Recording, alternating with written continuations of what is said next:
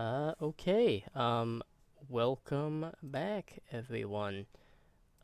This is going to be our fifth episode of the final season of Star Trek Intelligence. Um, like always, we have a little bit of our plugs and promotions before the game starts. So if anyone would like to start.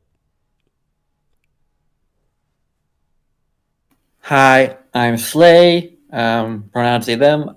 You can find me on Twitter at Sons of Warvan and on Blue Sky at Sons of Warvan.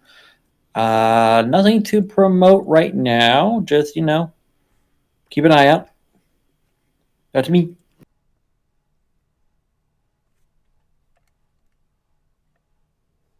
It's me, Little Legend, and I really hope you're hearing me because everything's working weird.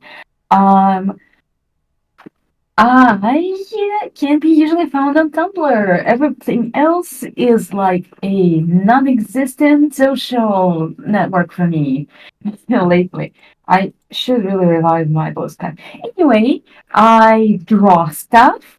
Please commission me, and that's also sort of it. I'm not going to really promote myself too much today. Thank you. Hi there, I'm Silver Sugar, aka Risa. You can find me most places on the internet as Silver Sugar or X Silver Sugar. The X is silent. Right now, I have some adoptables over on my coffee, and I'm also just plugging away on projects in the background.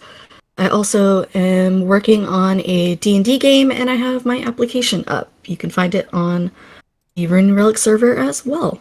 And that's all for me for now.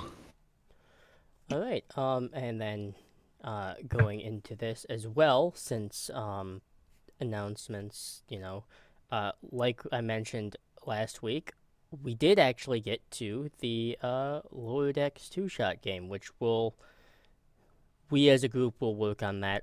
Likely it will be pre-recorded and then streamed. Um, so we'll get finer details after we close out intelligence and all of that. We're also working on Star Trek Fringe, which is a frontier colony Star Trek game, which is gonna be different.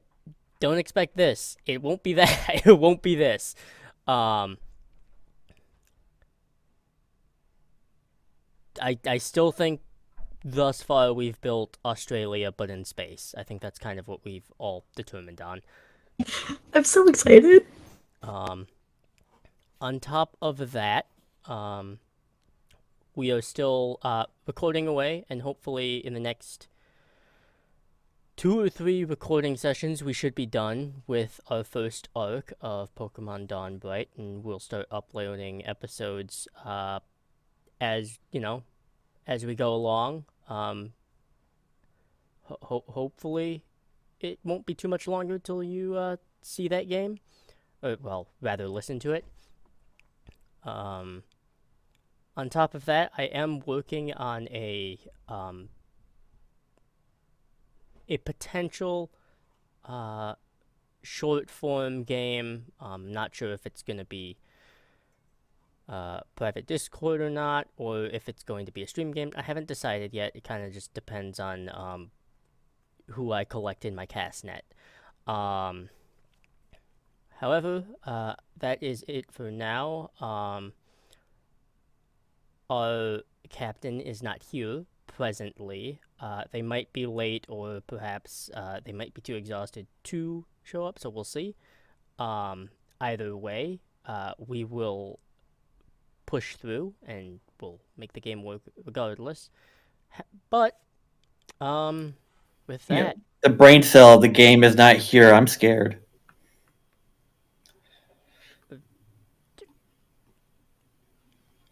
we'll be right back.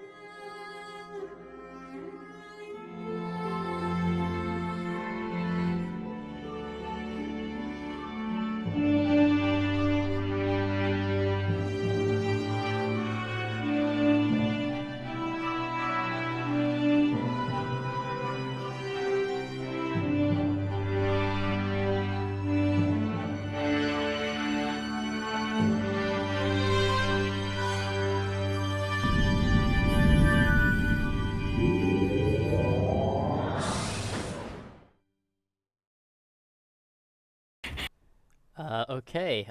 Welcome back. Um, I I got thrown off. That's why we jumped to the intro so fast.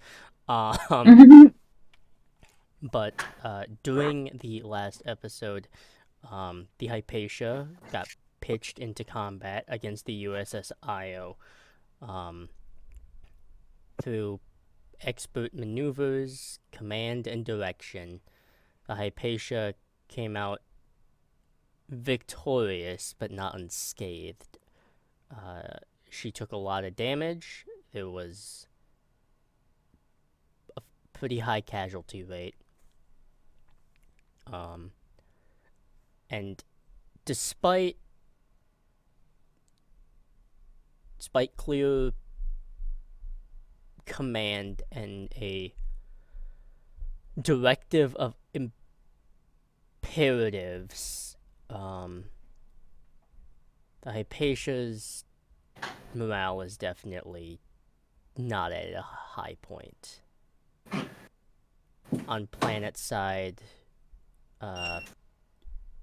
Lieutenants Massini and Loris continued evading a very hostile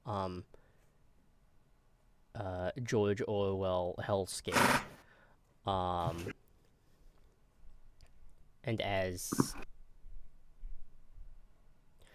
they made their way through, at Kana's suggestion, the sewers, which Mura was not overjoyed with. You were Not at all. You were able to get into the scientific or research facility, kind of going through the catwalks and stuff. You were able to figure out the technology of interest, and that is what looks to be a data core, but not of this time period. Something perhaps not of past, but of future.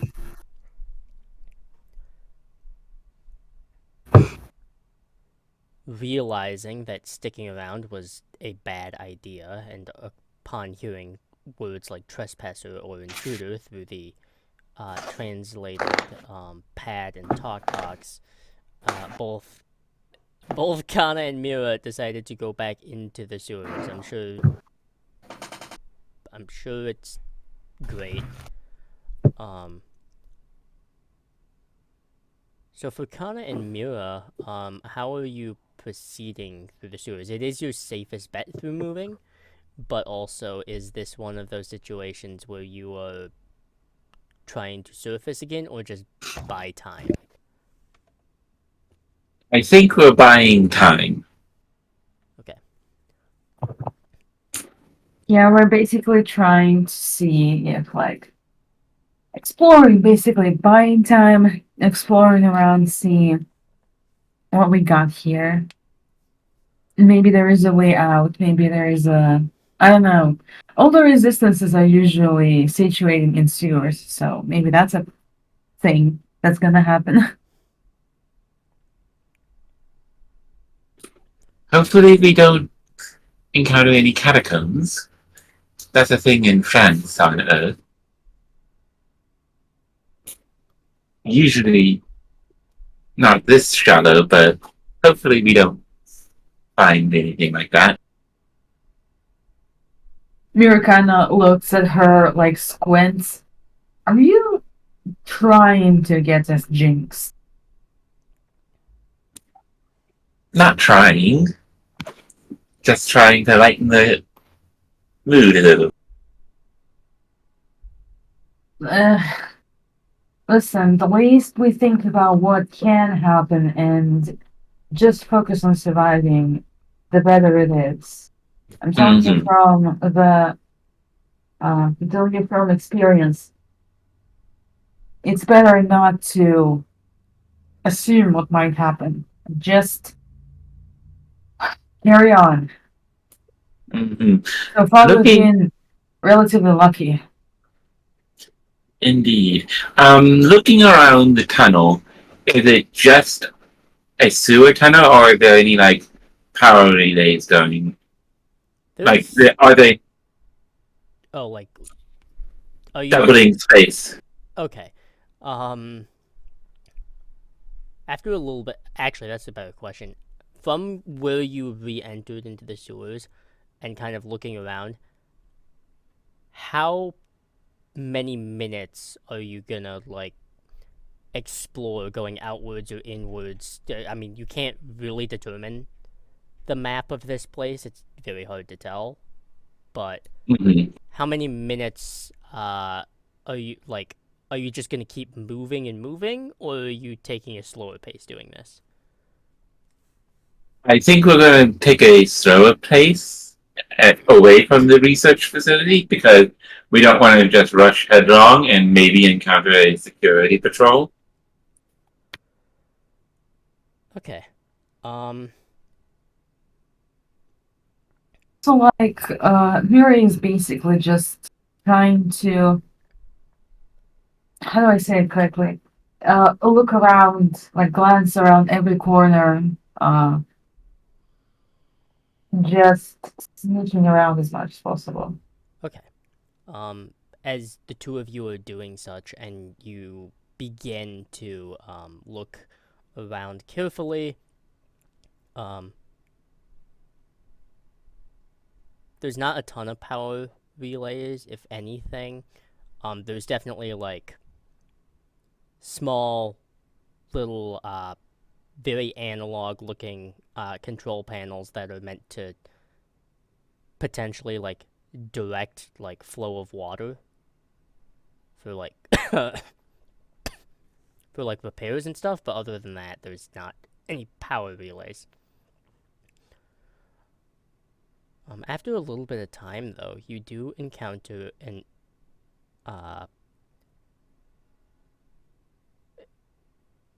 beneath a sort of large barred type of door that is definitely, it's not native architecture. It definitely looks like this was added in later. I will take out my tricorder and scan it. And I assume that's a roll of some type.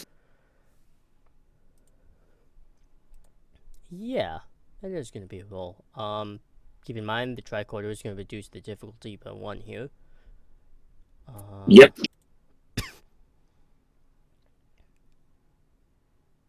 This is going to be a reason science roll, difficulty 3. Alright, that's 13. And we have no momentum. Correct.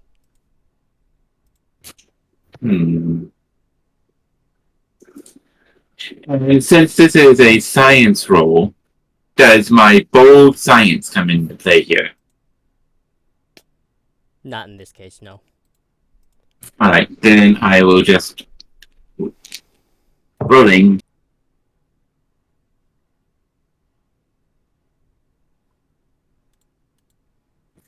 That is a 17 and a 4. So only one success. Okay. It's old. It's been here for, looking at it, better part of a few years. Is it locked? No, actually, it is not. I will gingerly. Yes, unlock door. That's not at all fucking suspicious. Yeah.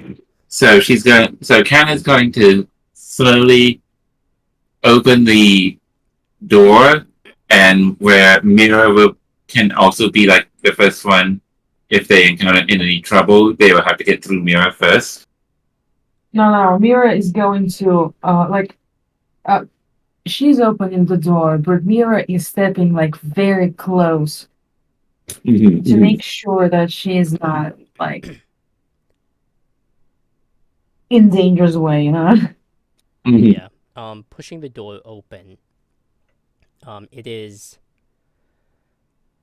not quiet. This has been here for a few years, and it was not well tended to. So you hear like metal upon metal shrieking as you push it open, and it just echoes throughout the sewers, left and right and behind. You definitely see Kana wincing at the loud noise. But you do get the door open without too much difficult preamble after that, aside from the screeching noise of metal. And we have no flashlights or anything, right? I mean, the most illumination you have is probably your pad. Mm.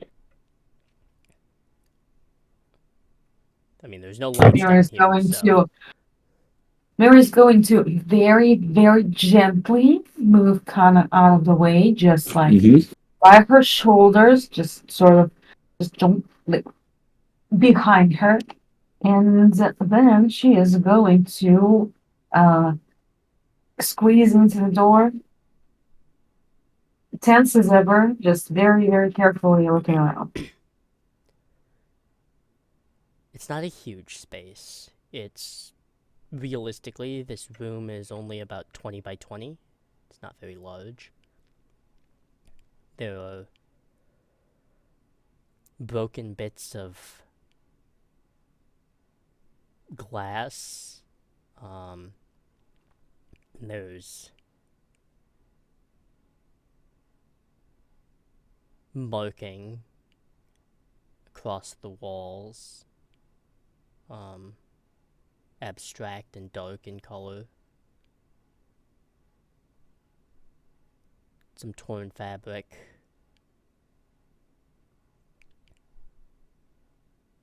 A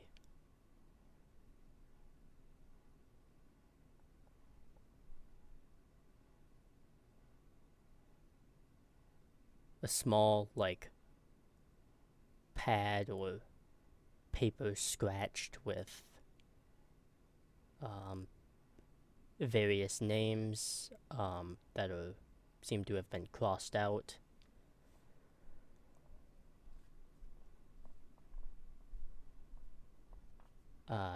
It's the slightest bit that Kana's pad is able to kind of illuminate it for you, Mira, that you can see the slightest little piece of it. A glint of faded and rusted metal off to the corner.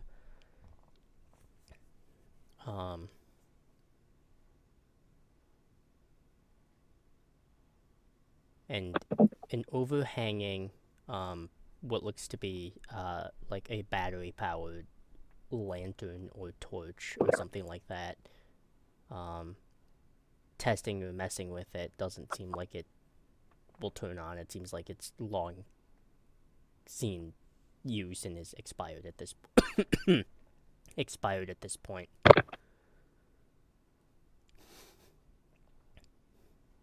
But aside from that, there's not much in this room.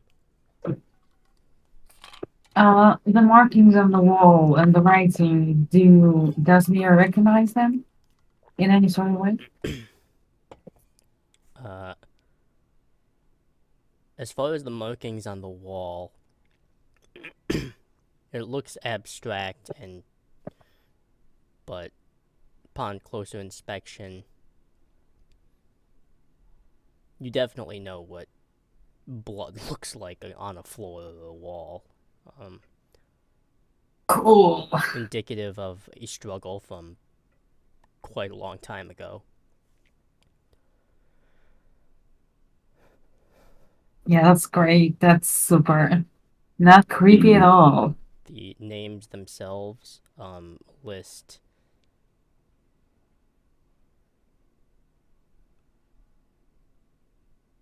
eight names, all 8 of which have been scratched out.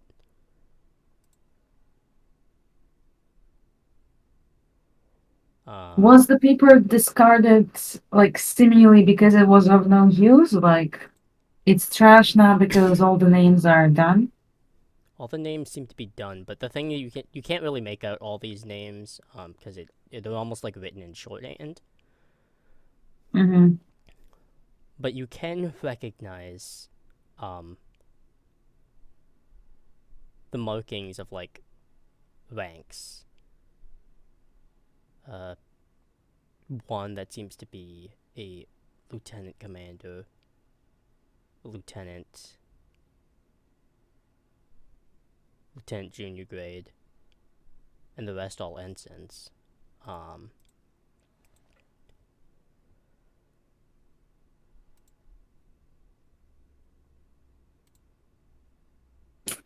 Using my memory, do they match anyone on the IO?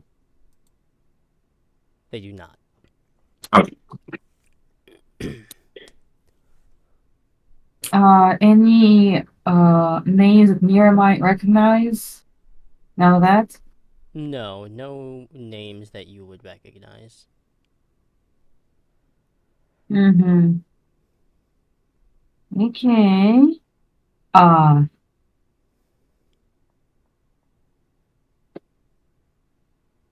Also far that doesn't give us much, but Mira is going to pick up the paper and she's going to gently put it in her pocket. Okay. And using the pad for my pad's light, is there anywhere to sit down here? Yes, it's kind of missed because it is dark and it's hard to notice, but there looks like they're folded up kind of. They're not great places. They're not great, but they're like as folded up as they can be. It looks like they were scavenged like blankets or sheets kind of just bunched up to create sort of this makeshift, almost Spartan-esque bed. Kana's going to sit down, and since they have a little bit of breathing room apparently right now, she's going to examine the future phaser. Okay.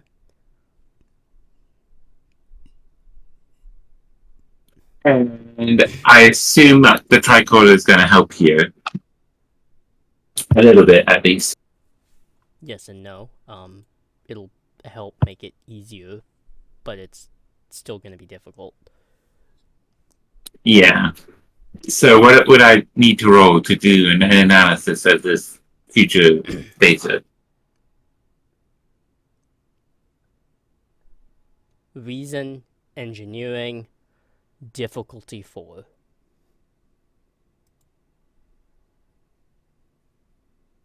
Alright. Can my value, everything can be analyzed, be used here. Yes. So that's 2 successes. I'm going to give you a threat for an extra die. Alright. And you said reason engineering. Yep. That'll make it 12 for me. I don't think any of my focuses would apply here. You know what? I'm also going to add a little spice to this roll. I'm going to spend 4 points of threat. Of course you would.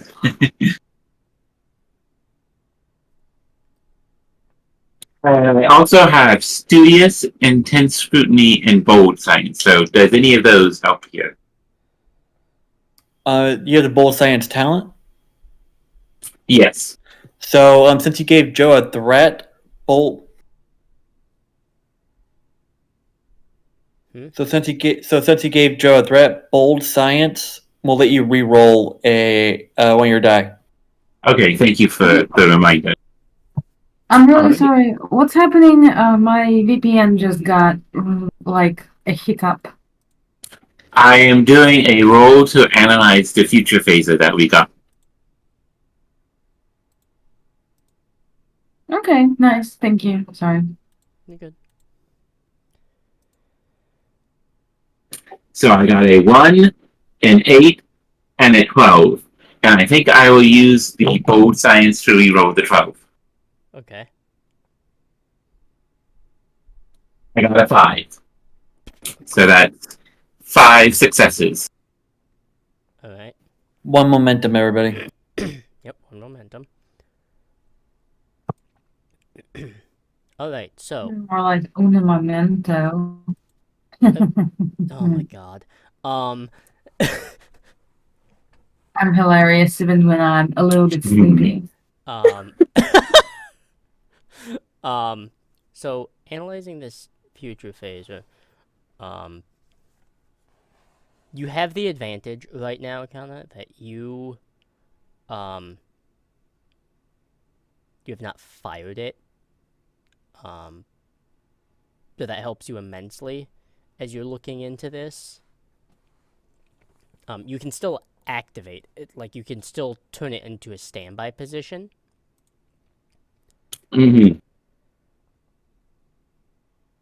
However, upon looking into this and studying it, you're kind of determining that these type of phasers are unique to each person it is issued to, because you're looking into it, you see some very, very, like,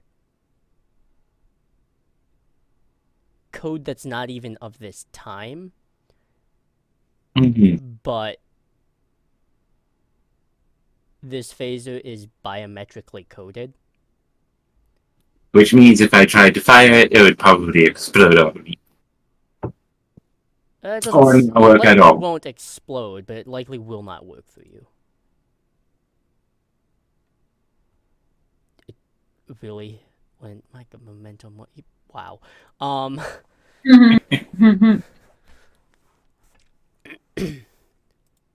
Do I see anything that looks like maybe a small, like you said there was code on it. Is there anything that looks like a data storage of some kind? It's very hard to determine what is data storage and what is just like basic run-of-the-mill programming. Hmm. So my next question, would I be able to determine a way to overload it if I needed to? This is a separate role here because Mm-hmm. this is an insane question.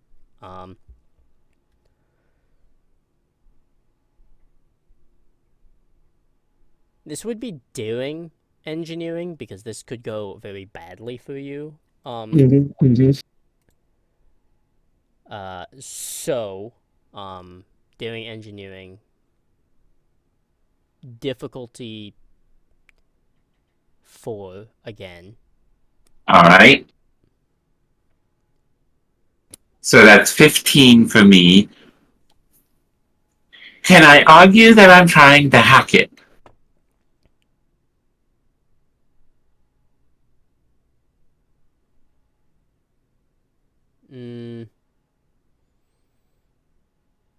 I'm gonna say no because this is walking a very thin line on that question. Mm-hmm. How about programming then? Programming would work. All right. So I'm going to give you a threat for another die. Okay.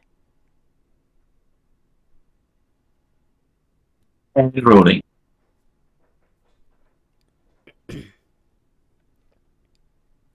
That is a 10, a 12, and a 3. So 3. So the 10 and the 12 are regular successes, and the 3 is a crit because of Alright. the. So you just make it.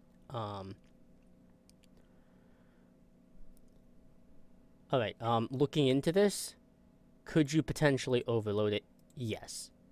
There is a chance that that can happen.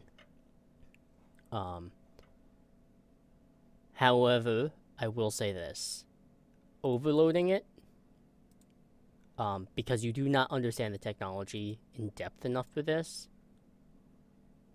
overloading it is a manual thing. Yeah. Like, you specifically would have to touch the 2 wires together. Mm-hmm.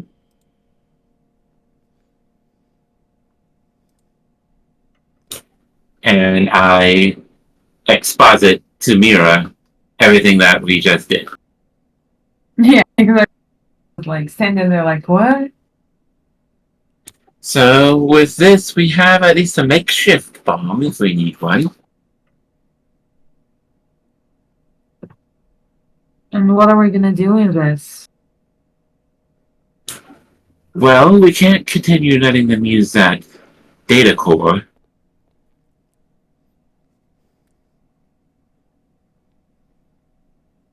Wait, But do you mean to like explode it? that is one option. Hmm. I mean, I'm all down for that, but also wouldn't that be awfully uh dangerous? Yes, because I would have to do this explosion manually. There would be no time for a timer to get away. Hmm. Unless we had access to the Hypatia's transporters, but our communicators don't seem to be working at the moment. So basically, what you're saying is we have a bomb, and we can go on a suicide mission to destroy that thing with that bomb. But the moment we detonate it, we're going to blast it off as well. Yes.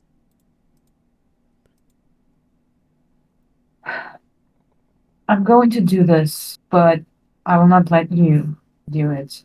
Okay? We're going to do this together. No. She kind of points at Kana. You're tough, but not tough enough to withstand an explosion. I know I am mostly capable of that, but you really shouldn't risk your well-being for that. I will not allow it as a Starfleet person and is a medic. So, you're staying in the sewers, you're teaching me how to detonate that thing, and I'm exploding it. Alone.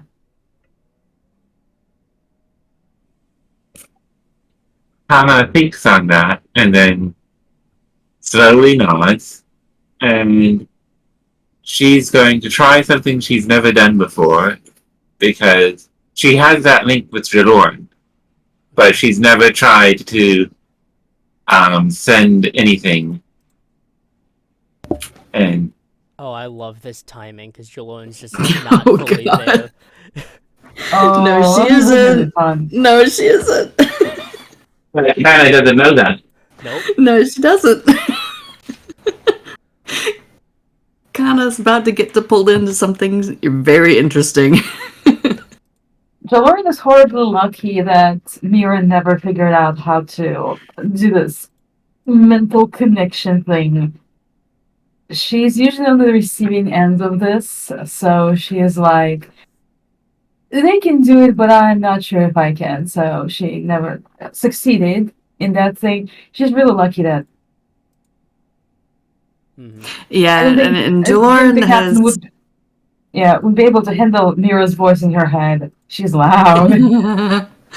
Yeah, and Jaloran has picked up on Mira's discomfort with it, so she doesn't tap into that unless it's like absolutely necessary. Okay. Yeah, which is fair. So what are you sending to Jaloran, Kana? Mira wants to explode herself. Help.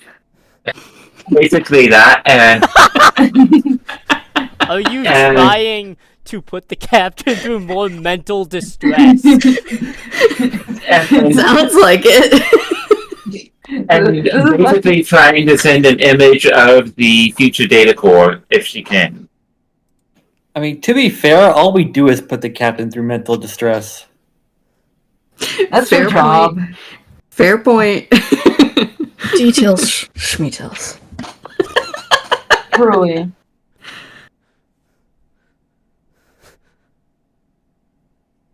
Okay. You will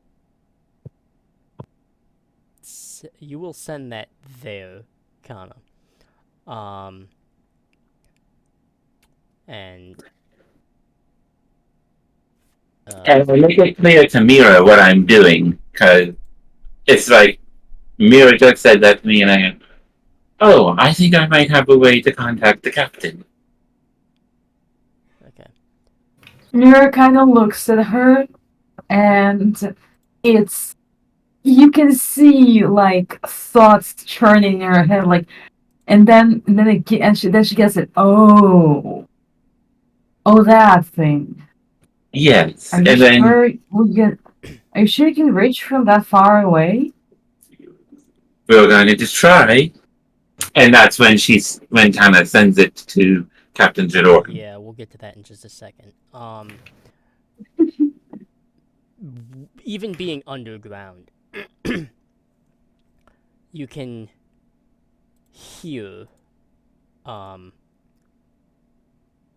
like announcements being made throughout the streets, to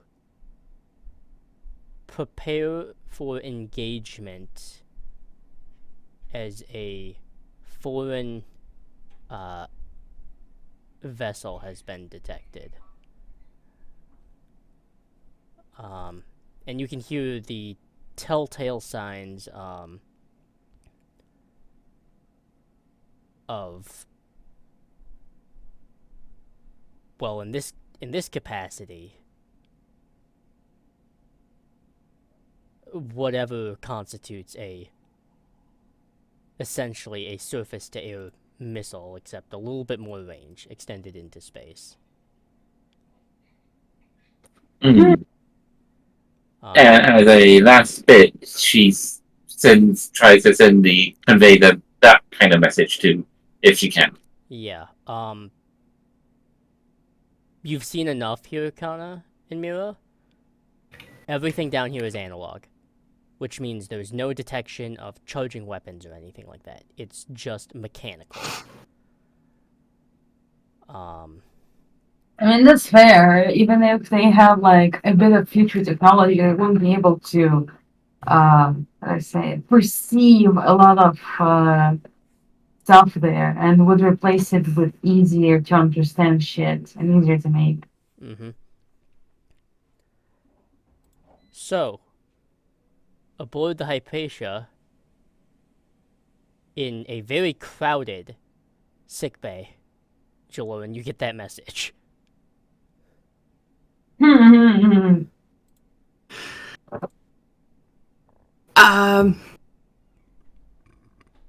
Well, part of her gets that message. Part of her is a little preoccupied.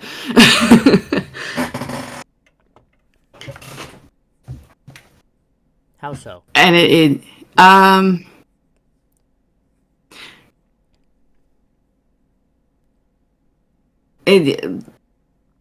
it's almost as if her mind is split into two right now.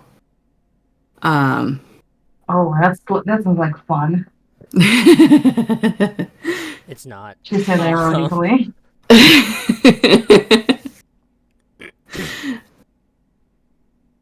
It's really strange to describe, but it's like, yeah, it does seem like part of her has been split into two.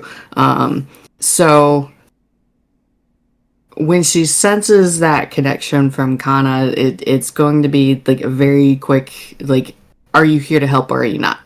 And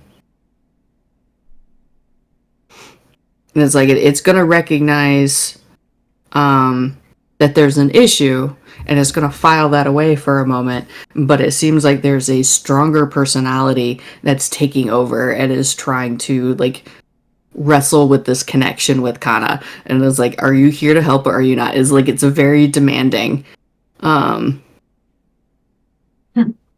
What are you going to help me or are you not? Make things worse. And I imagine being informed that missiles are on the way would constitute as help.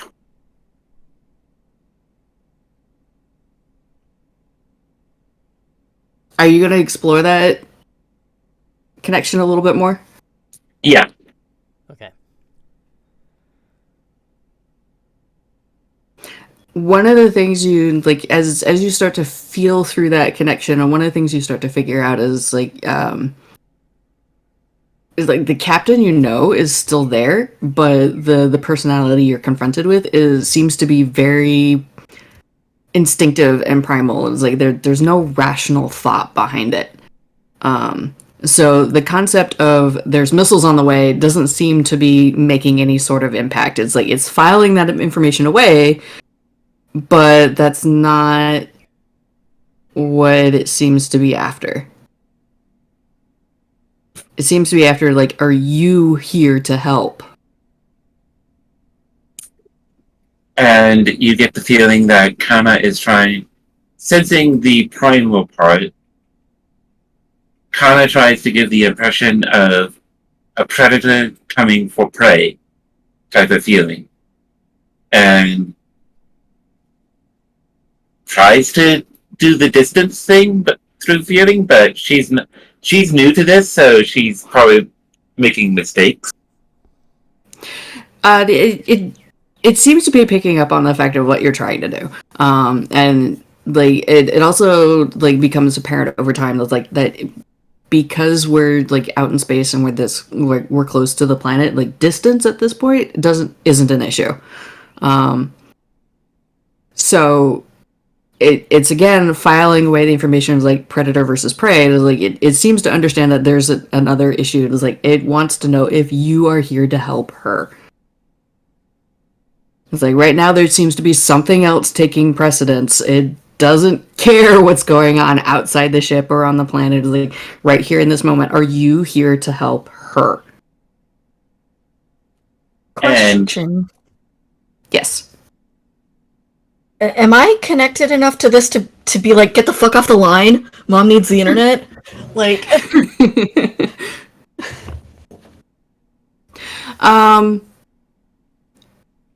I think when at last session we had established that you had disconnected a bit, and it's like you can sense that there's something going on, but you haven't fully connected back because you were distracted with other things like getting the mobile emergency Right, I medical forgot about holograms up and going, and talking to Leora. Yeah. And I don't know if you were able to get across to Leora that Leorn is to be there not so much physically but mentally.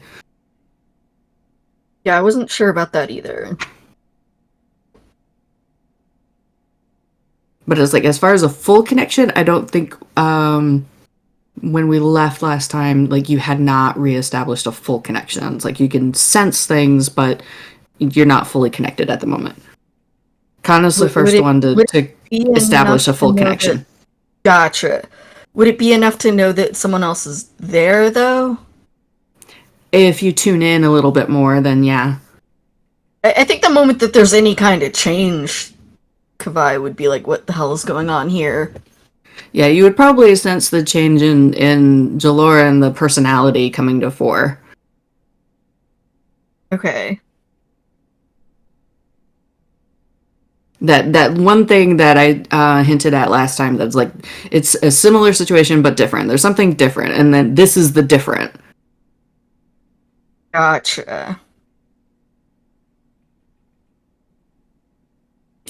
And sensing that this personality is asking if Kana can help, she sends off the feeling of, what can I help with? Sending off that feeling, kind of, Jalorn, you will feel that immediately, obviously, because mental connection is very quick. But, kind of, you can also feel, and Mira, you can certainly feel it. The whole sewer system and just the area around is shaking and vibrating. And then, after a few moments, it stops. It's not... I don't think it takes too much for you to understand that that is a successful launch of missiles.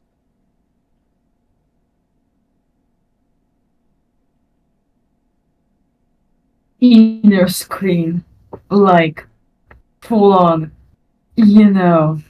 just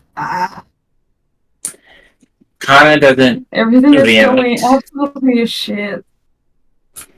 And Mira can see that Kana doesn't react because she is fully zoned in on what she's doing with the cup.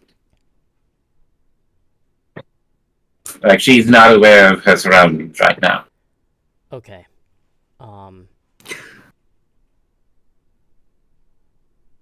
So here's what I'm gonna say right now, so everything is on the table. For you, Kavai, if you want to get Leora's attention so this can be resolved, that is up to you. Leora, if you're willing to join in on that, that is also up to you. Kana, if you are going to help with this, that is fine. Here is the difficulty. Split focus is going to be very, very hard. And I will tell you right now, first thing here, I need to know this question specifically. Kavai, do you tell Leora that their help is needed in that capacity?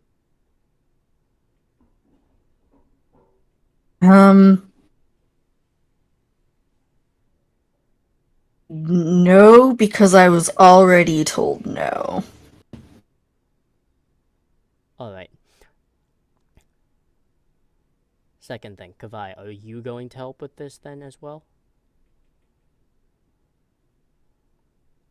Yes. Okay, so you and Kana, got it. You and Kana and Jaloran. I just need to figure out where scene placements are at now.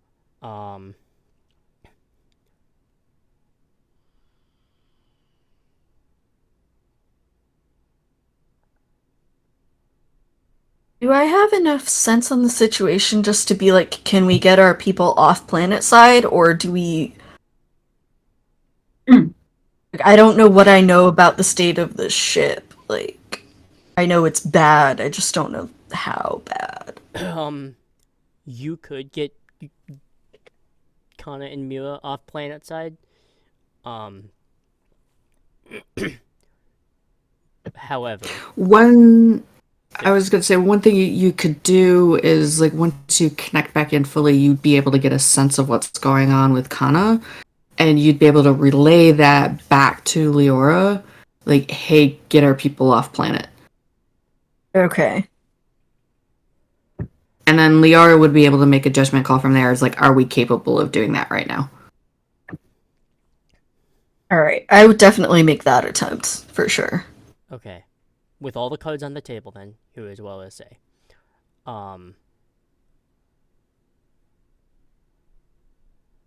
The file away of danger is not something that is, that's actually a very damning thing right now.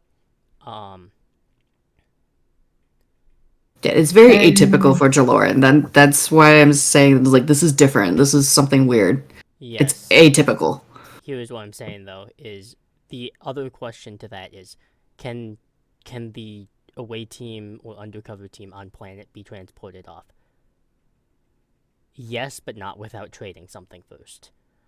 And what I mean by that is the Hypatia is not running at 100% capacity. You will have, because of the nature of the transporters and how shorted and like transporting as a ship is exploding is already stressful enough, and that close proximity to an explosion is knocking out power. You can transport someone. However, you will likely have to sacrifice some kind of system for it to work. And in this state, all systems are important right now. Finally, just to add pressure to the situation here, the Hypatia doesn't fully know about incoming, surface-to-space missiles.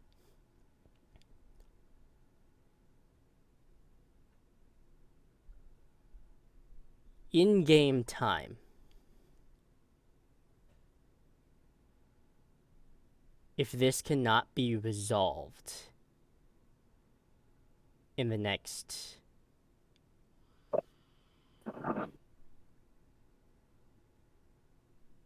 6 minutes, the Hypatia is going to suffer impacts from these missiles. Now, they're not photon torpedoes or quantum torpedoes, but with how damaged the Hypatia is right now, it likely will not get destroyed, but it will take a lot of hits just by the sheer volume of how many there are. And on top of that,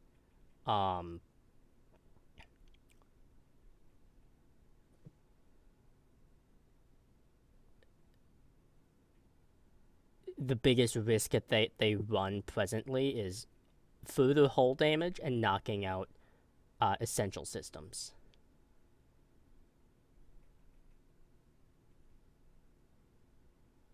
So that information is relayed to you, Leo, about at least getting people off planet. What is your judgment call?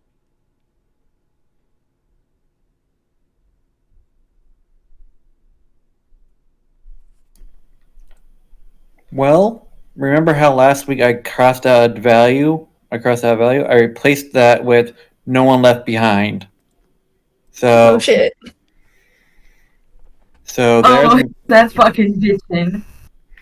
so there's my answer, Joe. Okay.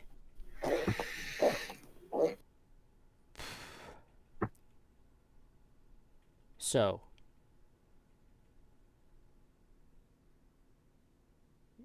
let's see here. Alright, I know that portion of it. Alright. Freaky Mindscape time.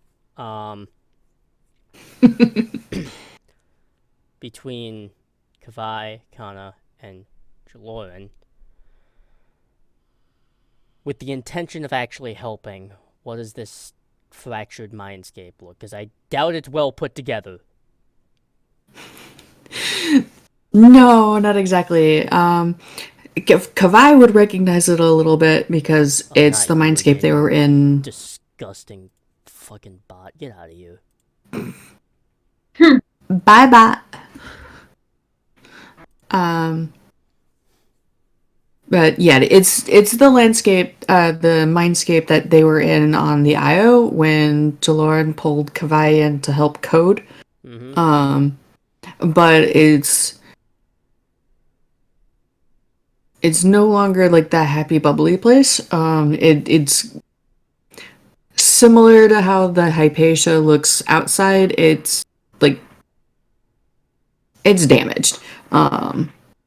It clearly looks like some sort of storm blew through and like things are blown over. The ground is cracked up. And it's clear that something's not right. And then, like, similar to how Kana and Mira were feeling quakes planet side, the mindscape is also shaking and quaking.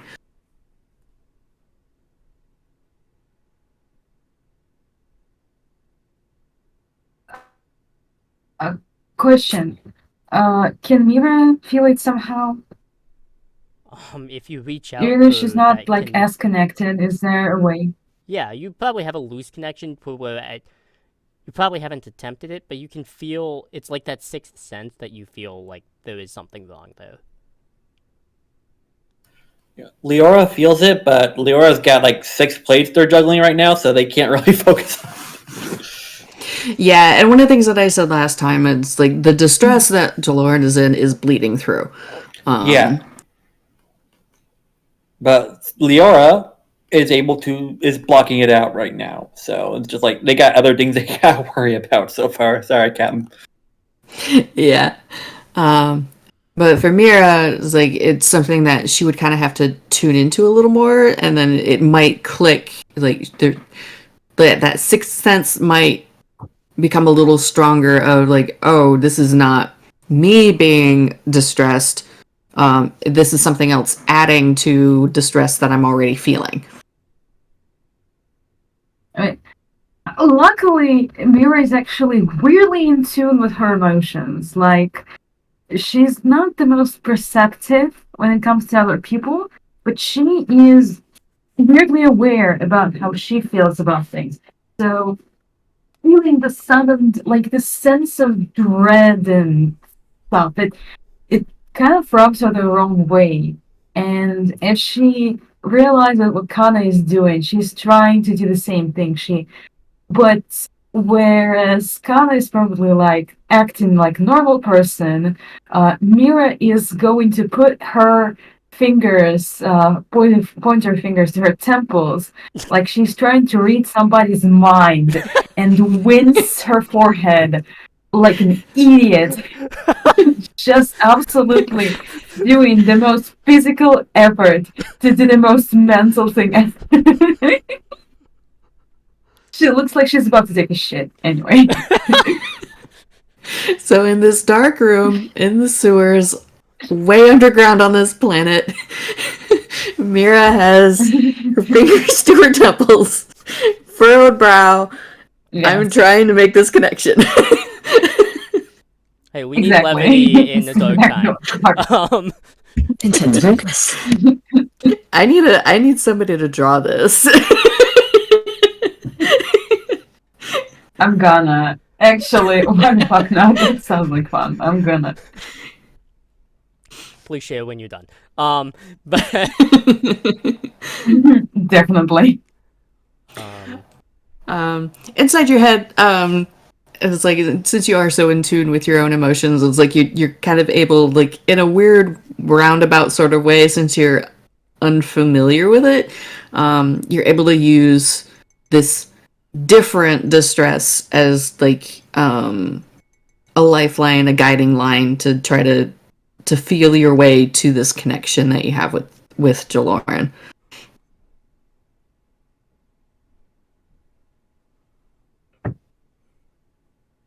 She is trying her best to like understand how this is working, and whatever kind of link she feels, she's like actually like imagining herself just following it in her mind. She's still not totally understanding how it's happening, but she is trying to reach whatever the source of this entire emotion in the everything is. It seems to work. It's like you seem to get there, and like you're almost immediately confronted with this same personality that Kana had to confront, in that it's very instinctive, very primal. Like, are you here to help or not? And you definitely get the sense that like a negative answer is going to get you pushed away. Mira is immediate reaction. I'm here to help. And it is not too long after that you find yourself in the same fractured mindscape that Kana and Kavai are in.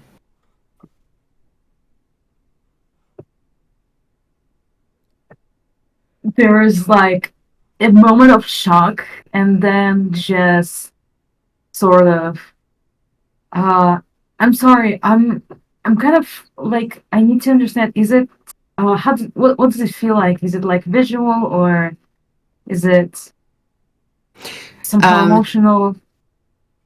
Yeah, it's can be overwhelming. Like for you in particular, it is a little overwhelming because you don't have practice with it. But it's something that you can tell that her mind is compensating. It's like you seem to process best with visual stimuli, so it's creating this visual environment for you. So to try to demonstrate there's something out of whack here, but you can definitely feel the emotions of like distress, panic. There's something going on here. But to help everybody process, there's this visual landscape that you have to navigate. All right. She looks around. She feels that sort of panic, that distress, but she's kind of freeing herself to overcome it. So she takes a very deep breath, and she marches on very fast, like as fast as she can.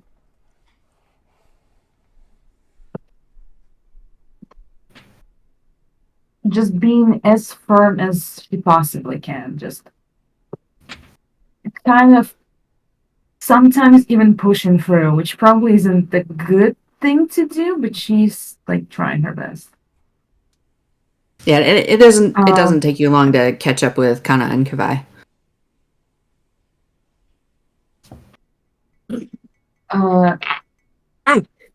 Mira, She perfect. yeah, Perfect. she You're can see just them, who like, I basically. need. Yeah, Kawai Hey. I'm sorry. Mira looks at Kawai with like round eyes for a second there, and she's like, "Oh, yeah, good to be needed. What's going on exactly?" Uh, no time for everything, but weird bad brain shit. You get basically kind of like a very, very simplified explanation of shit's bad. And you're just who we need here, even though you're not actually here. And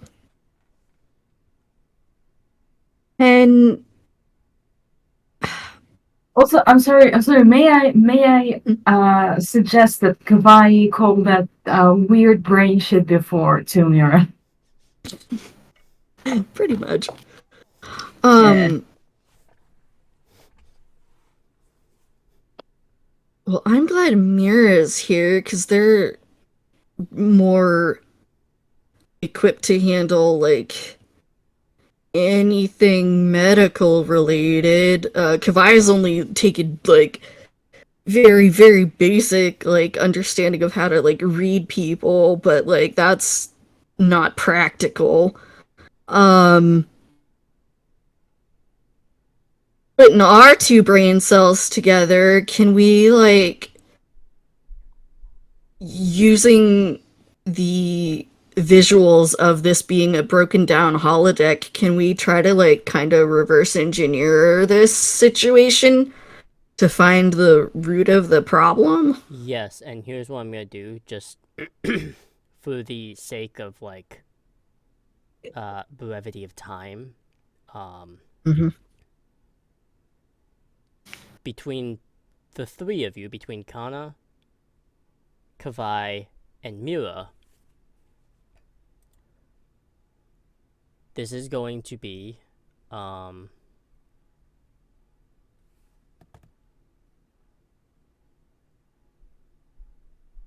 yes, this is a presence command roll for all three of you.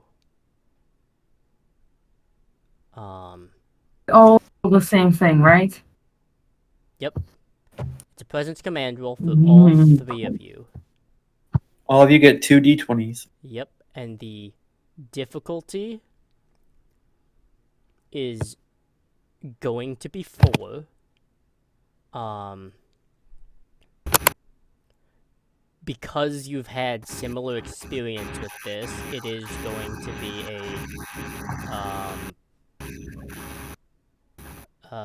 because you've had experience with this before, I'm not going to add any threat to this one, but it is a difficulty 4, and the three of you will just have to cross that threshold, and whether you succeed or fail as a group is going to determine how this scene is going to play out, and then we'll play out the scene based upon like the success or the failure of it. I assume a Delightful. focus in even though I only have like bare minimum basics, I assume a focus in xenopsychology might help. Yes, absolutely. Yes. And if we're talking Definitely- medicine, sorry. I was gonna say definitely gonna come into play here. For the xenopsychology. My medicine focus, is there anything that can work here? Let me look really quick. Anything psychology related? Actually, trauma surgery works here in a very roundabout way, but it does work. Yeah. I'll say trauma surgery. Let's go. So I assume my focus of composure might work here. Yes. Yes, it would. And you can only use one value per session, right? Correct. Unless you I'm want to alright. cross one out. Nope. I will give you a threat for Idani. Got it. So,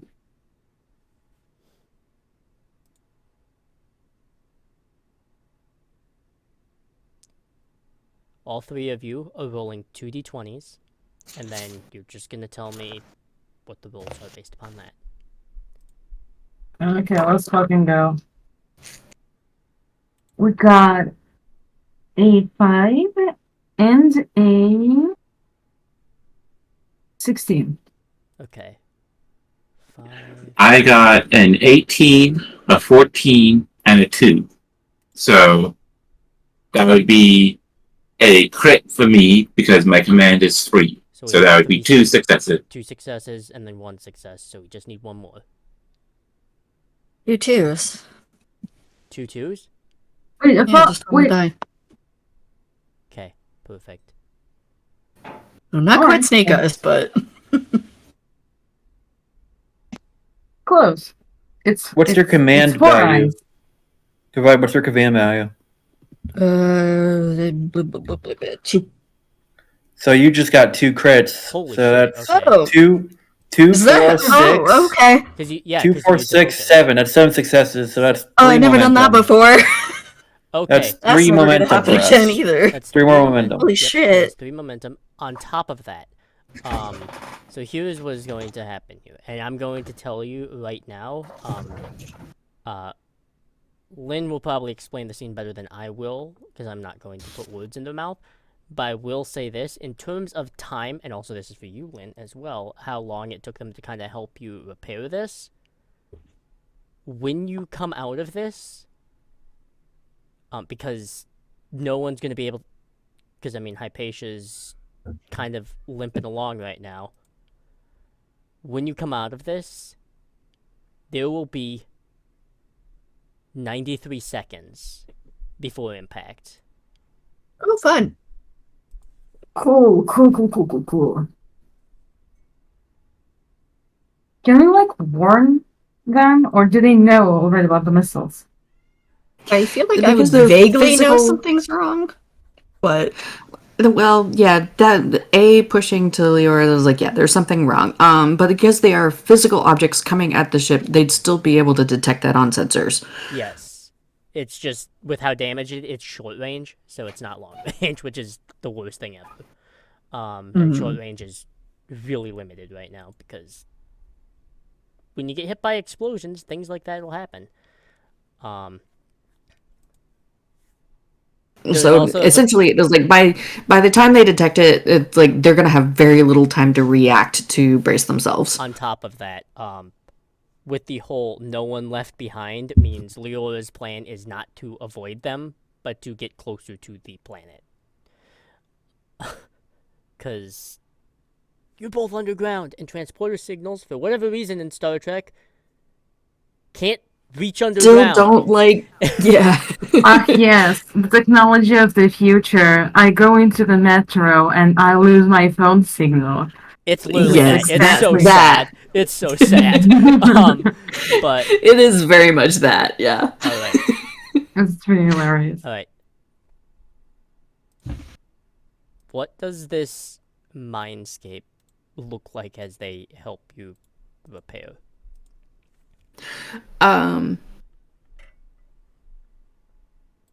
One of the things that you're able to establish very quickly is that it's a physical like a visual manifestation of a psychological distress. So Jalord is clearly panicking about something, and something very instinctive and primal is taken over. So she's not, it's like, even though the more rational captain that you know is still there, it seems to be like being suppressed, almost blocked by this more instinctive aspect of her personality. And it's like, as you dig a little bit more, as you try to figure out how to engineer and put things back together, it's like, Kavaya, you start to sense something familiar about this instinctive part of Jaloran. You felt it before. you didn't quite know how to process it before. And it's maternal. It's very much maternal panic. And she's trying to establish that something is protected, that something did not get damaged. So you start to remember like the fact that like everything was kind of frantic when you left the IO, and that you had gotten hit from behind. And even though you were able to successfully accomplish your task over there, that process of getting hit and then the transport was what caused some of the damage and why the two aspects of Jalorn split apart.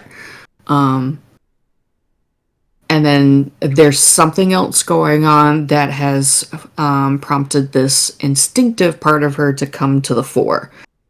So she's very focused on trying to protect something. So your task at this point is to identify what is that something, and then help her put things back together so that it's protected. So that she feels satisfied that this is protected. Okay. Jumping. And the off fact that it's maternal panic is your biggest clue. Mhm. It would be super cute if it wasn't so scary.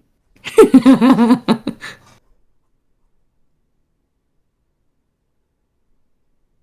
right.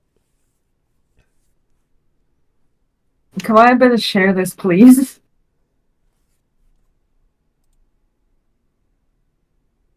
I mean, I think that just like more in the case of like representation, it's like Kavai will be like, okay, we're just gonna flag this right here. I'm gonna pass this off to someone else because I can't deal with this, and I'm gonna keep working Double over here. Doubling it, pass it to the next person. Yeah, just like I'm not qualified for this one. But it's why you recognize it. You have felt Jalorn's maternal feelings before. It's like it's why you recognize it. It takes me so much to not. I'm gonna ruin this moment, mommy. Oh my god. Is that come out in game? Or is that above table? No, of course it's about table. Mira would know. Okay. Okay. You know the situation when you call your teacher your mother by accident. I actually I have had that happen to me before when I was still teaching. I had a couple of I've had 2 different students call me mommy in the middle of the day, and I'm like, I appreciate it, but no. I'm so glad that I teach adult people. I would not be able to handle that responsibility. I think it's blue Okay, if an adult says it, right? Oh, so much more. Because adults are gonna call you MILF. Okay, we'll get back on track. Okay. Alright. Yeah. Alright. I'm only. Try to put I'm this back only on the tracks, 50% Jeff. Sorry. Oh my god. We're in space. Everything is upright if you want it to be. But there's no rails. What tracks? I said that knowing the answer. Oh my god. Okay. Choo choo, motherfucker. Okay. Oh Let's go. god damn it. Alright. If only there was an orb for me to touch. No. Don't you dare! Mm. Alright, but This is an adult complaint. I think for the sake of time, obviously, If I blue screens for a second, they don't know why. okay, Kavai, you're gonna have to talk to your therapist about that one.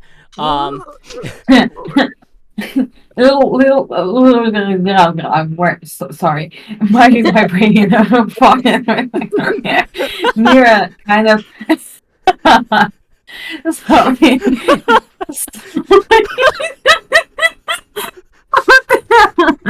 Stop talking at me. God damn it.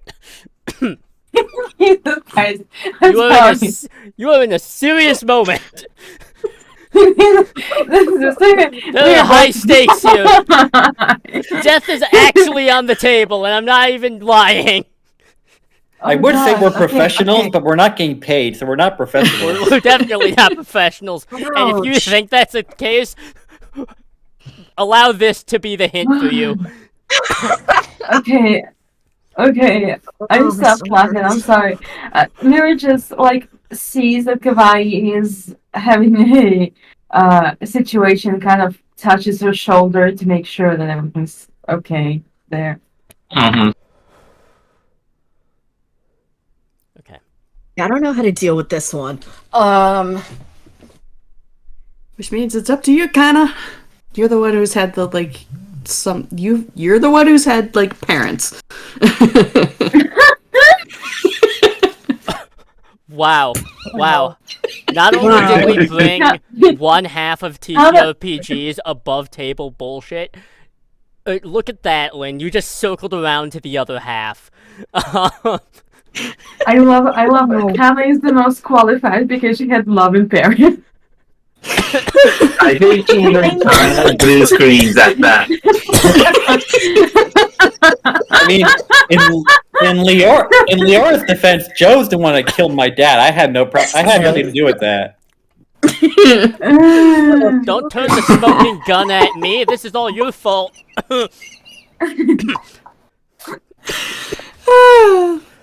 Wait, is it true?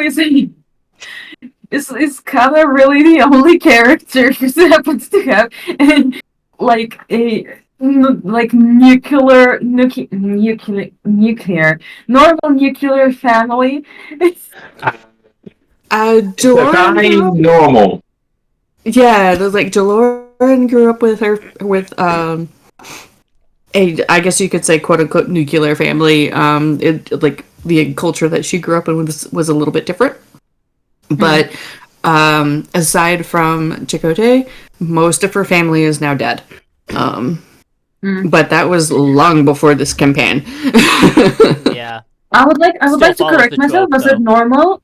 I said normal. I wanted to say traditional. There we go. That yeah, Yeah. one probably does fit.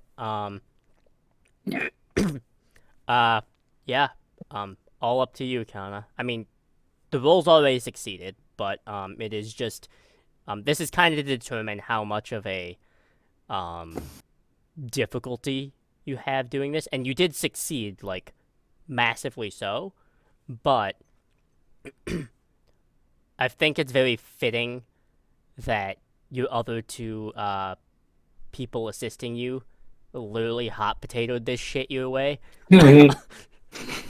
I think I mean, the you're way mistaken, but she just doesn't really understand how it works. She also has a lot of motherly instincts, but she has no idea how to handle the motherly instincts directed her way. So, cannot take it. so you Well, it's not so describe much. Yeah, it's like it's not so much motherly panic directed at you. It's what you find as the swords are breaking apart. It's like she's trying to protect something, No, I mean, but it's very much rooted in this motherly, maternal instinct. and you basically what I describe meant. I just didn't know how to phrase it. Keep going. Sorry. Mm-hmm. and so you described the mindscape we're in as basically like a disheveled room, essentially, right? Yeah, yeah. And one of the things that I do want to ask you, Kana, I don't know if it's ever been brought up before. Does Kana have siblings? No, she's an only child. Does she have cousins that she's close to? Many cousins, but Jaloran would have actually encountered one of them a long time ago. The one that Yeah. yes, in Rome, the one that liked to work on old cars like Tom Paris. Mhm. And that one is actually her favorite cousin to interact with. And that one had siblings. Mhm. So to like what I'm going towards is like things that like can spark in Kana's memory of like, oh, she doesn't have siblings, but she has cousins that she's close to, and then her cousins have siblings. And if she was around them when they were younger, she may have seen something similar from like one of her aunts. Mhm. Mhm. Like something is going on with a younger, like when they're young, younger sibling, and the mom is going into a panic. Your aunt is going into a panic, and it just draws everybody else in. Like, oh, we got to sort this out because this is family, and mom's panicking.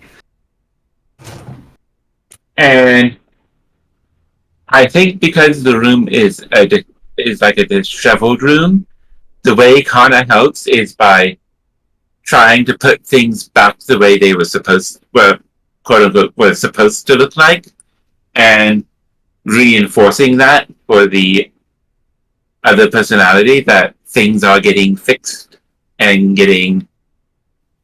whatever is needing to be protected is being protected, that kind of thing. Okay. It's like it's almost like a hot cold thing. It's like putting things back in order seems to help a little bit.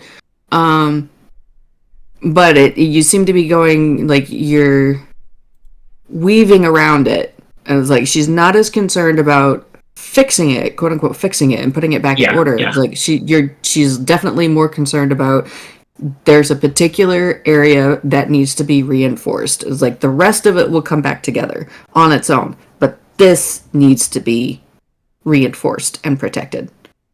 And she will go about the room trying, like you said, hot and cold, trying to feel where it is that needs to be reinforced the most. And then it's like, and gradually you get to an area where like you couldn't see it at first, because everything was like so blown apart. But there's like you eventually push something aside and you see that like there's this doorway. And she pauses to look at the doorway and then, oh, and then gently touches the door to see if anything happens, and then gently opens it.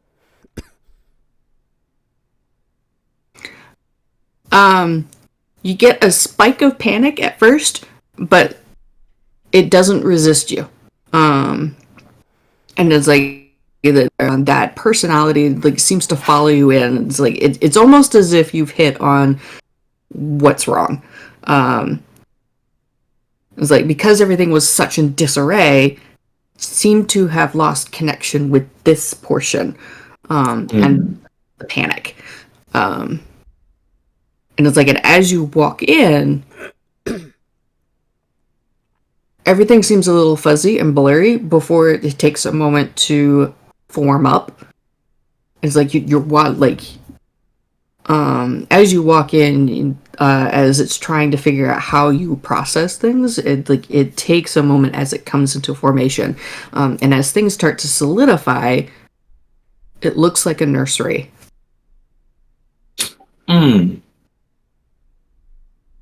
And Kana looks around and looks to see if the nursery is occupied or if this is just a mental representation of what needs to be protected.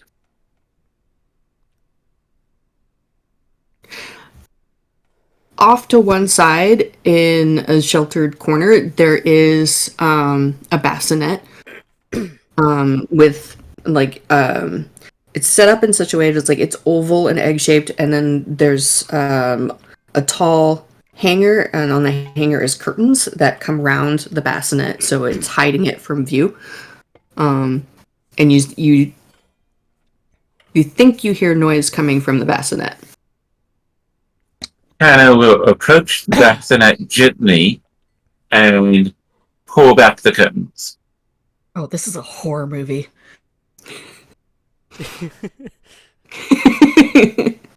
Not so much. Try to go the other direction. It's like, it's not horror, but you do see like an incredibly cute little baby staring at you, and it doesn't seem to be harmed at all. Okay, let me rephrase this. To everyone else, this is fine, cute, adorable. Kawaii? Me? Horror movie. And Kana has been around enough young cousins to know how to carry a baby and stuff, and so she will scoop up the baby and see if she gets the feeling that this is what needs to be protected. Oh my god. You definitely get that sense. It's like, okay, yes, this is what it is trying to be protected. And suddenly, like, all the focus is on this baby. It's like, is everything okay with it? Is the room that is the nursery intact? And it's just like, has any harm come to this child? And Kana will make an examination of the child, and then with the baby still in her arms, trying to keep it distracted with, usual baby stuff. She will also do an inspection of the room to see if there's any places that need to be reinforced or repaired.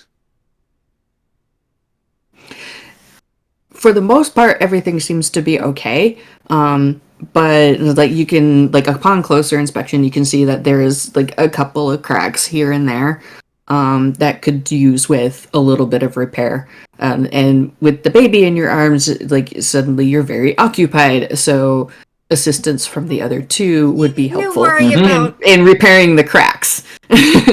you worry about that. I'll fix this over here. Just Yeah, Mira. empty word. And you can tell I'm just by not sure what's Jen going on, kind but of, she is like.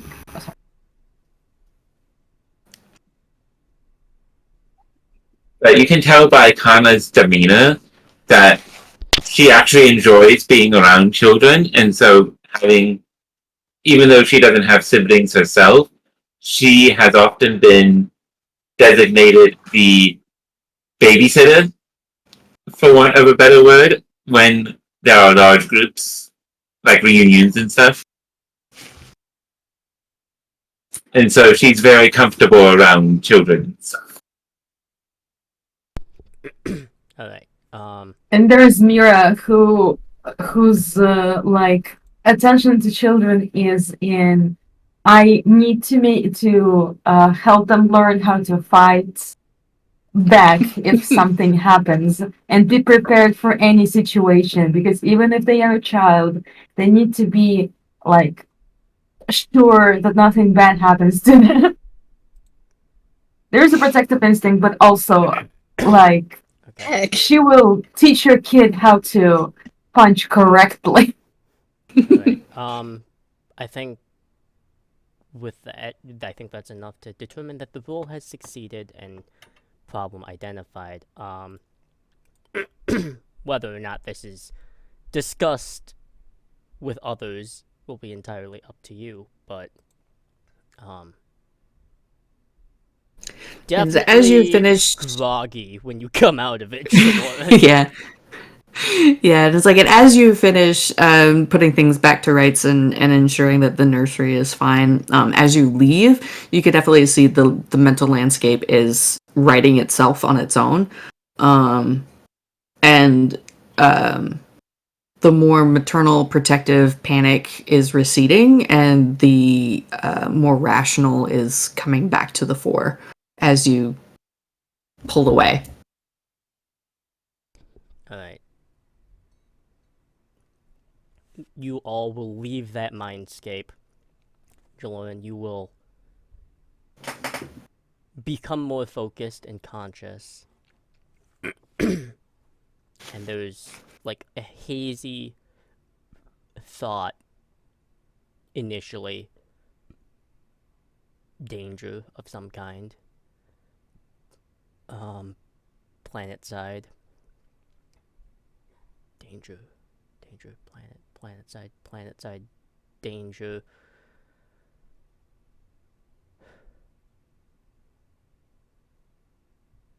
Missiles.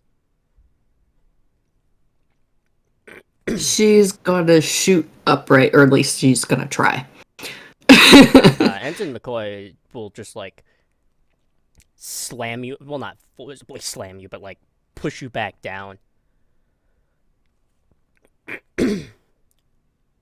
Captain, you just got out of whatever that was. And despite everything around, as the on-site chief medical officer, rest, please. Like, she just kind of stares at McCoy as she's trying to, like, come back out of it, and, like, very much deer in the headlights look. But, missiles. I'm sorry. What? It's bad. Don't worry about it. We got this. I'm gonna dash off to Mm-hmm. the bridge. Yeah. There is like an initial like tap and like pressing buttons to like for communications, but it is like literally because of the damage to the Hypatia, it's not dependable. So quite literally, Kavai, running that direction is more dependable. Yeah, I think I just bolt. For you, Back in Laura, sick bay, Yeah. well, I was gonna say, like the very last thing Kavai hears as she heads out the door is a rather confused question from Jaloran to McCoy, and it's just a single word, baby. Oh, Okay. Child. McCoy seems to like understand that she's asking for an examination, Mm-hmm. like a more thorough examination. Yeah. Alright, sure. I got plenty of room in my sickbay right now. What's one more test? So, Leora. Yeah, Leo, you are, like...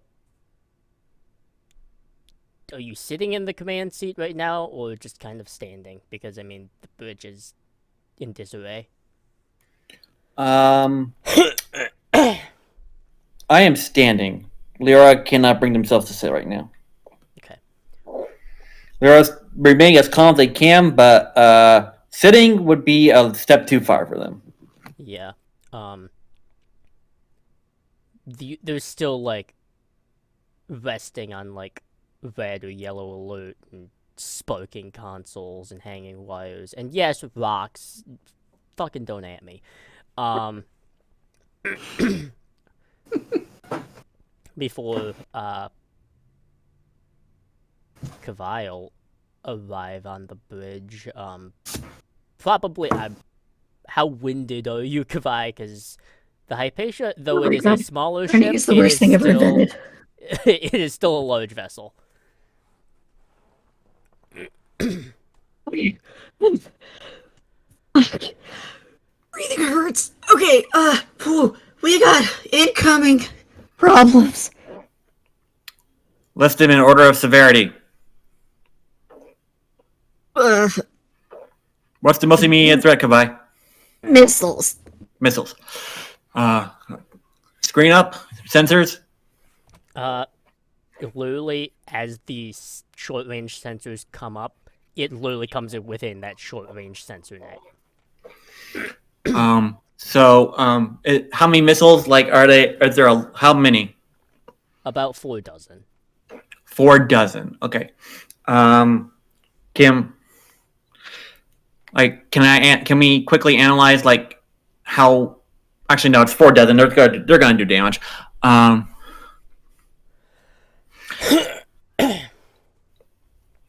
Are we dead in the water, or do we have impulse? You have 1/4 impulse, sort of, but you do have maneuvering thrusters. Moving thrusters. Like, the most dependable thing that can happen is you can do 1/4 impulse at, like, maybe 1 or 2 second bursts at a time. All right. Moving thrusters. 1 quarter impulse. 2 seconds at a time. Let's go. Let's go. Yes, sir. These missiles, by comparison, they're not as large as you would expect, but you do know, presently, you do not have shields. Nope. The only thing you have to depend upon right now is the integrity of the hull. Can you? Is there any way we can reroute power to shields, or is that like a non-starter? If you want to do that, to put power into the shields, you would only be able to put most of the power in one like area of the shields, whether it be starboard, port, the bow, or the stern. And you would have to take from like probably warp channel, like from the warp cores that you were borrowing. Because the plan with those warp cores was to like maybe boost the power up to, you know, warp like 3.7. If you do that, that plan goes away, and it will be,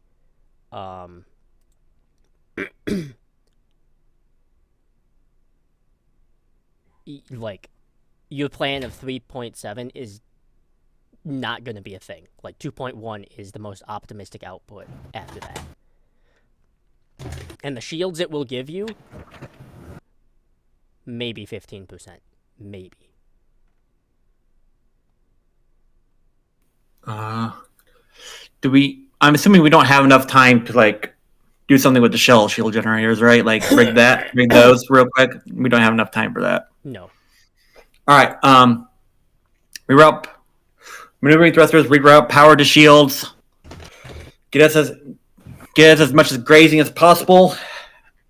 I don't know. Get us out of here as much as possible, but get the shields up in case we get hit. The hull can't take much more. There are the shields in the hull. Okay.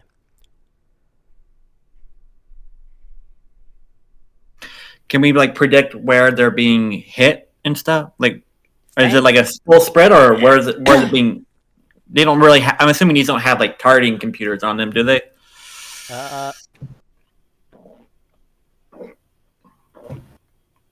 Because my understanding of this is just like a spray and pray kind. Spray a bunch of torpedoes and hope you hit something. Yeah. You could do a torpedo spread. But again, that's a power sink, so it's kind of a No. Hmm? No. I'm asking, do the missiles coming at us? Sorry, I used the wrong word. But do the missiles coming at us have targeting computer? Like, is their strategy just spray and pray? Like spray a bunch of missiles and hope they hit something? Yeah, it's like wide blanket. All right, so we're probably not going to be able to avoid them all. So I want. Okay. So, okay. I want to aim us towards the one. Like, is it an even spread, or is it like? It's staggered. All right. I want to aim us towards the smallest amount of missiles possible, and just tank them. Okay. With the shields. Here's how we're gonna do this. Your shields will have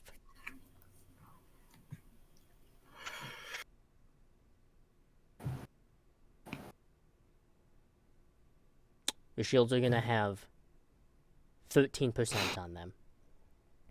Okay. The other players, each of you pick 3d6, and you're going to roll them. For every 6 that comes up on the die, that is going to be 2% on shields lost. By everyone, you mean everyone, even the people who aren't on the ship? Yes, everyone. Everyone but me, right? Everybody. Everyone but Leora, correct. All right. 3d6. Okay, let's go. Don't roll any sixes, guys, please. No sixes. Well, we jinxed it now. God damn it. Come on, man. You should know me by now. That's actually really funny. Okay. Let's 3 go. 4s and Yeah, a 2. no sixes. No I sixes. got 2 3s and a 5. Okay. No 6s on my end as well. Perfect. So, Lauren?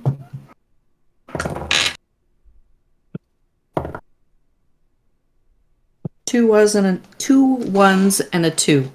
Okay. No sixes. Well, 12 d6s and no sixes. Yes. Woof. Oh my god. With maneuvering thrusters and all of that, and a quick the lieutenant does a fantastic job with this and actually does something fairly impressive and waits till about 2-3 seconds before impact would hit shields and tosses the maneuvering thrusters for the upper port bow and then the ventral starboard side, and then with a burst of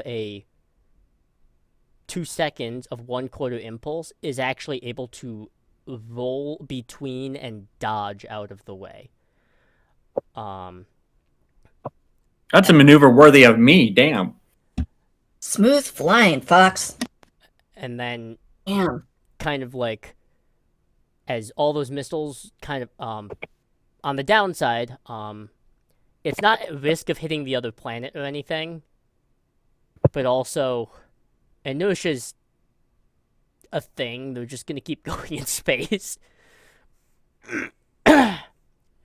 I've got so many problems to deal with right now. That's not even on the top 10. I got so much issue, so many things I gotta worry about right now. We'll put that's on the list somewhere. But you are able to, because your plan was to transport your team up, and you have to hit. Actually, this is the next thing. You will be able to transport Kana and Mira. Wait, don't transport us yet. Well, it'll depend on situation, right? Because, depends if, you're able to get an actual communication line going again. But I'm just saying, for Leola's sake, to beam them out, you will have to do a low orbit pass by.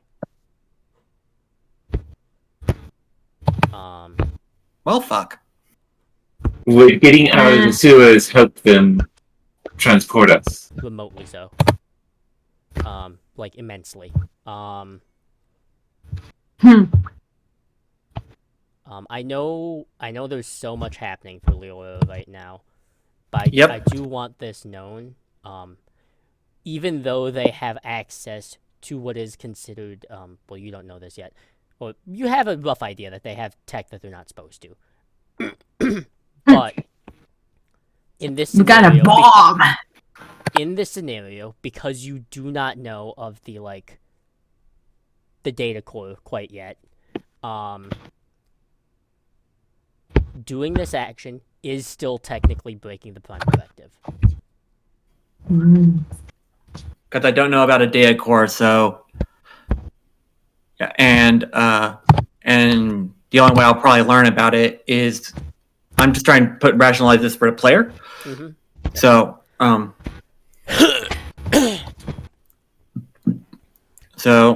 even though the only way I'll probably figure it out is if I transport them back. Mm-hmm. But I will have been doing that under the circumstances that that I didn't know they were there. So technically, it's still breaking a Prime Directive. So, okay.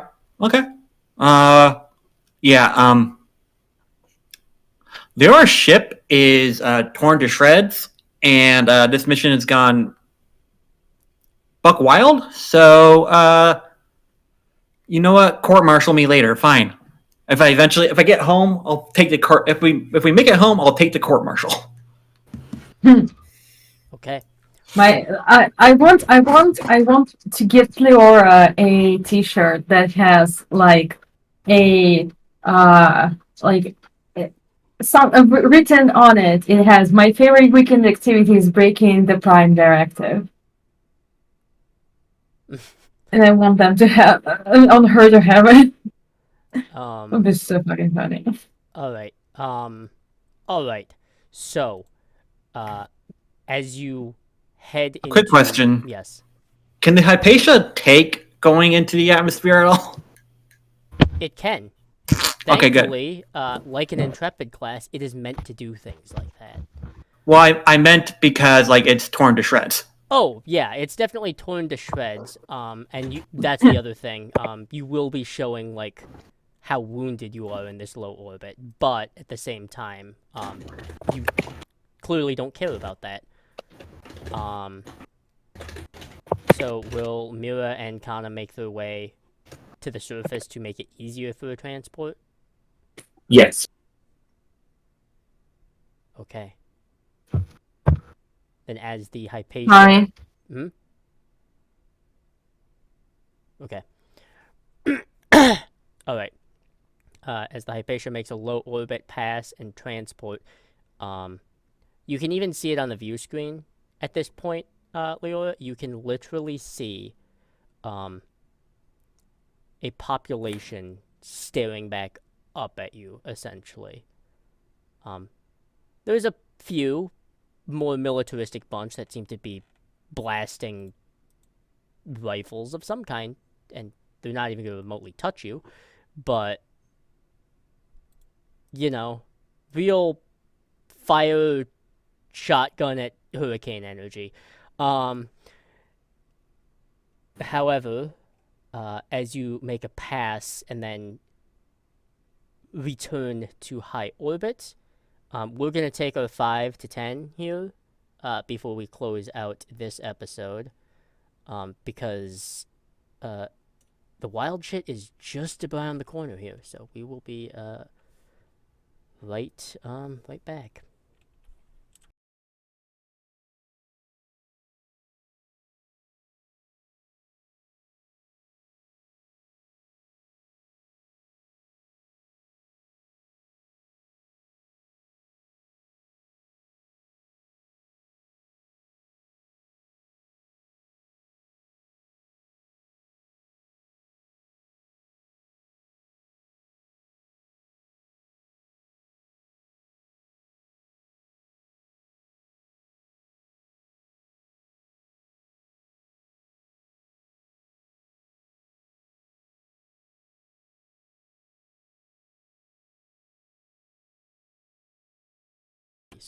Alright.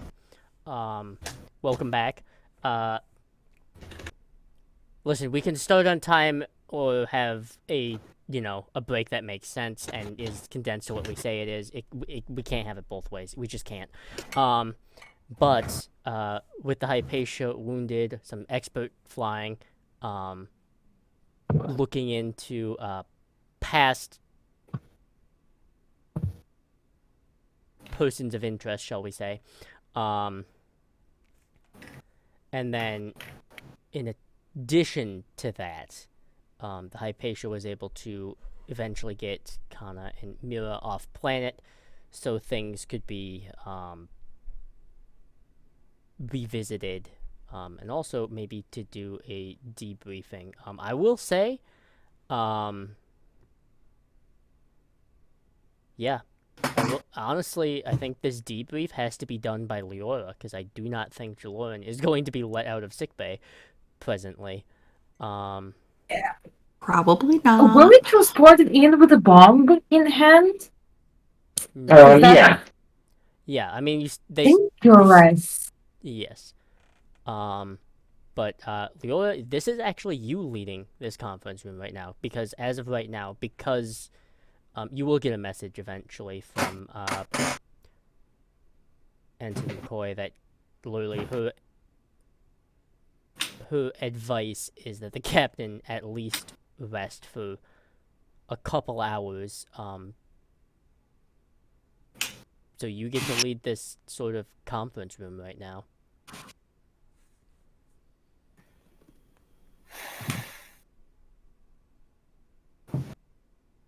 Okay, I'm sitting in the seat at Jalorum and would probably be sitting in. Mm-hmm. Would normally be sitting in.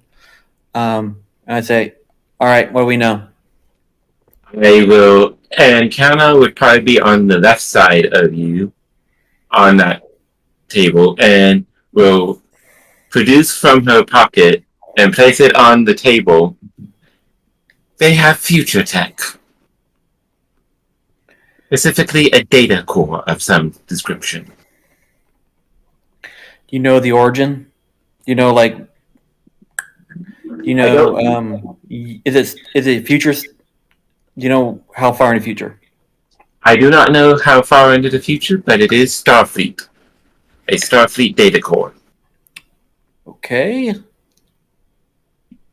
That's At least cause we for can say concern. that we didn't technically do it. Since I'm now on the ship, can I do a scan like what Archer did in Enterprise for the fragment of the device that attacked Earth to do a temporal scan of it Yeah, to see if we can determine what time frame it came from? like carbon dated almost. Yeah. Okay. Yes, you can. I will tell you this. You're gonna be. There's a chance you could be off by literally 100 years or so, or even more. This is going to be for you.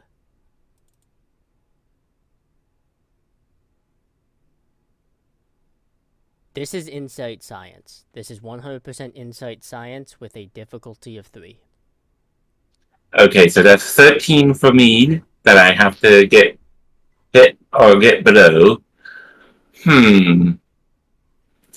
Would my focus in computers help here? It would help. I will say not by much, but it will help. And I can't use any of my values, No. so I will give you a threat for an extra die. Okay. We have 4 momentum. You don't have to give him a threat if you don't want to. Oh, then I will do But we that. have 3 momentum now because we changed scenes. But yeah. Yes. Yes, I will spend a momentum for a die. Mm-hmm. That seems to be an automatic response for you. Even when you're told we have momentum, you do threat. I forgot we had momentum. Concerning, to say the least. All right, rolling.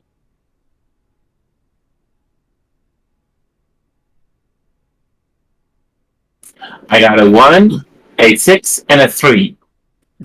Okay. And so 2 crits and a success. Well, do you have a focus that applies? Alrighty. yeah, computers. Oh, okay. Computers, yeah. So that's 4, 5. That's 5 5. successes. Yeah. Mm-hmm. So we got 2 momentum from that. Mm-hmm. Yes, you did. So that puts us up to 4. Yeah. I Yeah. also have a question that's totally out of game for you, Vance. What were these rolls last week? Right? Like the last 2 weeks. All Wow. I can say is that Kana's not good at infiltration. Vance was keeping them for the rainy day. Ouch. When the DM throws shade about your rolls, you know something. You know it's bad. When the DM throws shade. You should have seen The my DM rolls wants you to during Horizon. Oh, they were. If you think my rolls are bad now, you should have seen Horizon. They were abysmal. Anyways, that is a success. You don't have the most accurate read, but given like age of technology and stuff like that, and just rough guessing, a little bit of temporal mechanics being worked in. This is anywhere from 27th to 29th century. And I relay that to Leora and I go, I think this was probably. I know a little bit from my grandmother, probably things I should not know, but I think this might be during the height of the Temporal Cold War.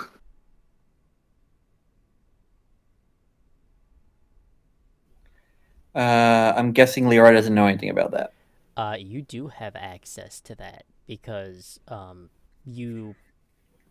because you are a commander now, things that were locked behind red tape would have become immediately available to you. And on top of that, the You're an concept of intelligence commander. It's Yeah. like, so there's more red tape that comes off for you for that. but there's also the fact, right, where the Temporal Cold War, as far as you are concerned in a century, is still active. Okay. I'm just gonna say, looking at Con, I'm just gonna say, I'm gonna forget you know about that, and then moving on, and moves on, and okay. So do I know the protocol for protocol for dealing with future tech? Yes, you do know the protocol with it. The initial protocol is if it can be removed without indigenous inhabitants noticing, that is the most ideal situation. That is not the case here. Okay. What's the protocol after that? The other protocol is future tech in a place where it is not supposed to is damaging to the timeline. The most adept way to deal with it is to simply destroy it. Okay. And in many That- the few cases that you've read where it has been encountered, where that protocol has to be in place, Mm-hmm.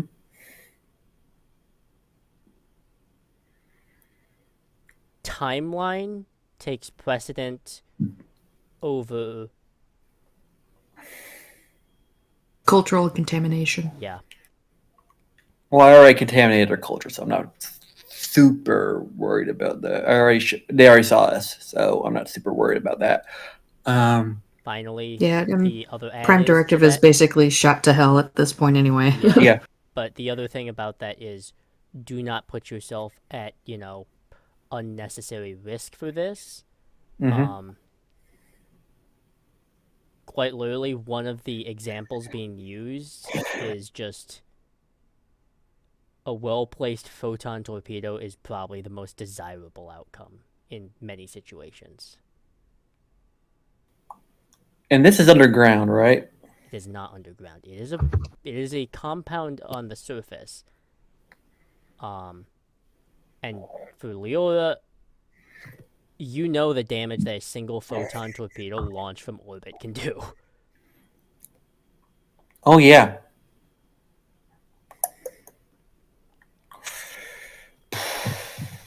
Well, I've already had to make. There's not gonna um, be a cold bombing where someone throws a grenade at the thing and then everything explodes. Grenades are imprecise. We're gonna use a photon torpedo. right. Fine. How are our weapon systems? The lieutenant who is you're acting, Second in command. Yeah, I'm assuming he's here, so I'm just gonna ask him. a weapon system. I mean, we could divert from certain living quarters, as crass as it may sound, living quarters that are not occupied Being used. That's good. anymore. We could maybe send 1 or 2 photon torpedoes. Okay. Make it 2. 2.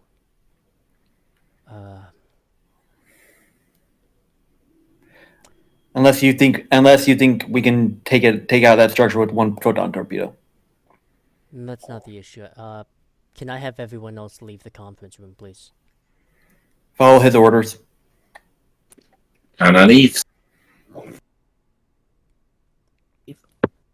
Mira Sane also leaves. Commander, I do not agree with this at all. What part don't you agree with? launching a photon torpedo or two to destroy that compound, while that is our directive, I think morally it is ill-advised.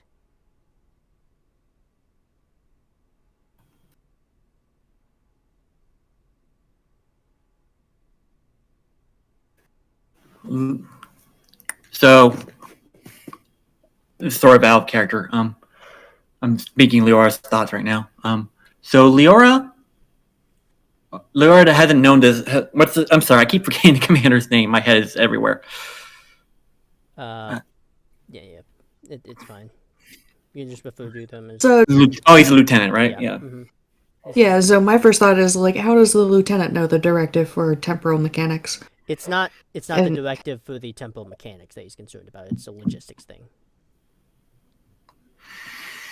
He just knows there's a directive in place. Yeah. He's bringing up something entirely separate.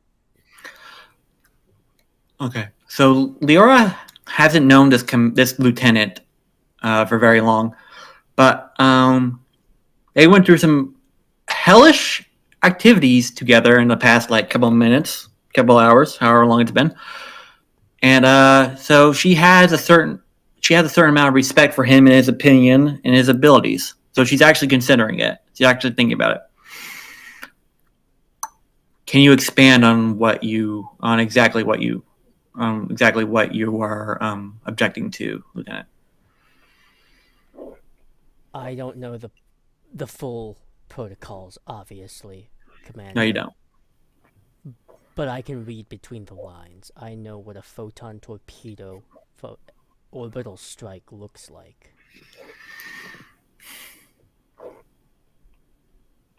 Can you wrestle with that many casualties? I can do the rough numbers in my head right now. Optimistically, Mm-hmm.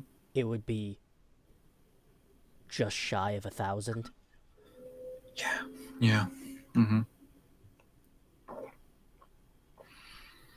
Hostile shy. or not, I do not agree with that position. I will follow your orders should you give them. Mm-hmm. I just want to make sure that you are not considering this our only option.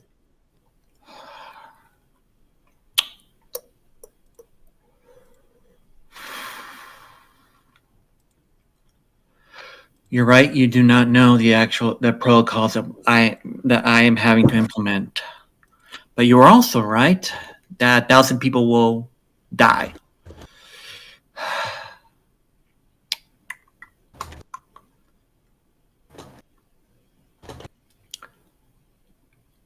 Bring the team back in.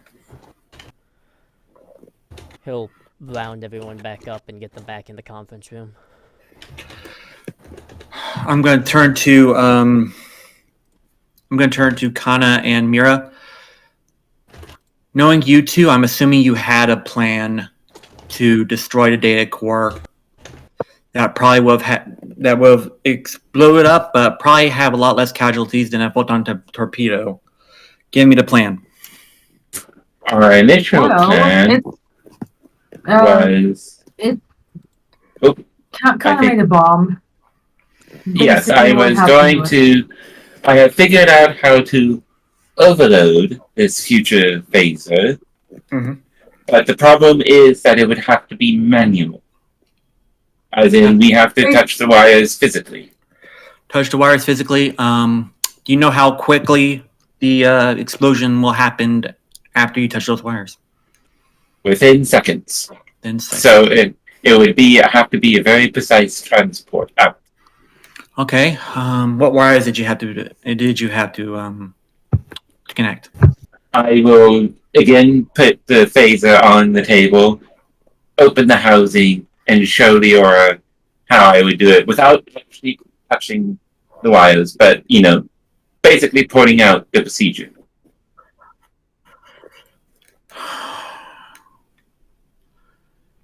Do you know how big of an explosion this will be? Did I get a rough estimate in that initial scan? It's not super large. It's probably only got a radius of 40 feet. Or 40 feet or close to maybe 11, 12 meters. It's not huge, but But will it be enough to take out a data core? it's hard to say because you do not know the defensive capabilities of a futuristic tech. Optimistically, probably. But When we were scouting out that room, did I notice anything that could cause secondary explosions? no, If they were very thorough in keeping damage away from it. Hmm.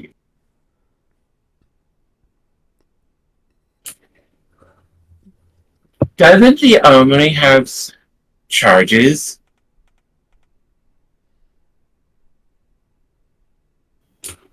Well, they're not as powerful as a photon or quantum torpedo. If we combine those with this device, it should be enough, I think. Do we have our transports able to be precise enough to get him on a data core?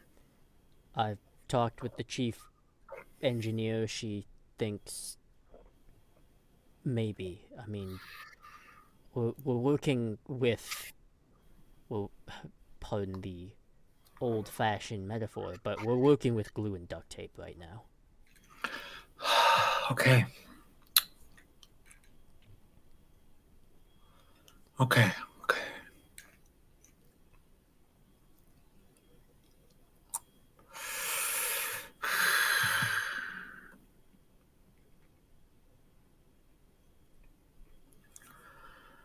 Yeah, Leora is very much no, Leora's gonna do it. No. All right, everyone out. Everyone. And Kanani.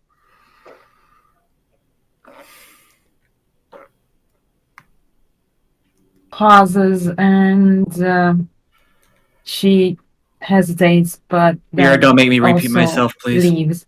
Mm-hmm. All right. Lieutenant gives like a questioning look. Like, should I be leaving too? I said everyone, Lieutenant. Yes, sir. And he'll leave until you are left alone in the conference room. Is the conference room soundproof? As soundproof as it's going to be with the damages, but yes. Okay. Leora punches the desk. Yeah. Fair response. Punches the desk. The desk does win. I know. Leora doesn't care right now. Leora is just like, and Leora is sort of thinking and like hearing all the thoughts of their, like, not necessarily hearing the thoughts of their past lives, but going through the scenarios of what every past life would do in this scenario to try and freaking like try and get like a handle on the situation. Because on one hand, the charges with the phaser, but we don't know how strong that thing is. On the other hand, torpedo and blow up 1,000 people in the process. That one you almost are pretty sure has about a 98% success rate as well.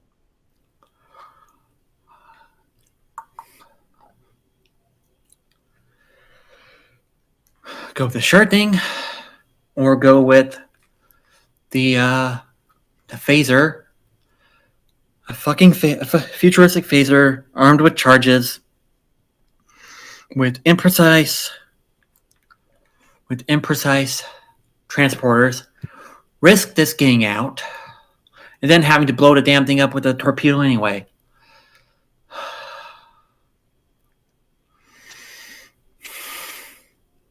go McCoy to- may not like it, but Jaloran is available to consult.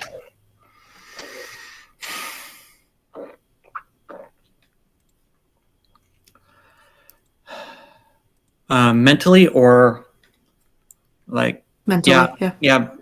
Liara's that also annoys Liara because it's like I'm in command. This is my decision, and I like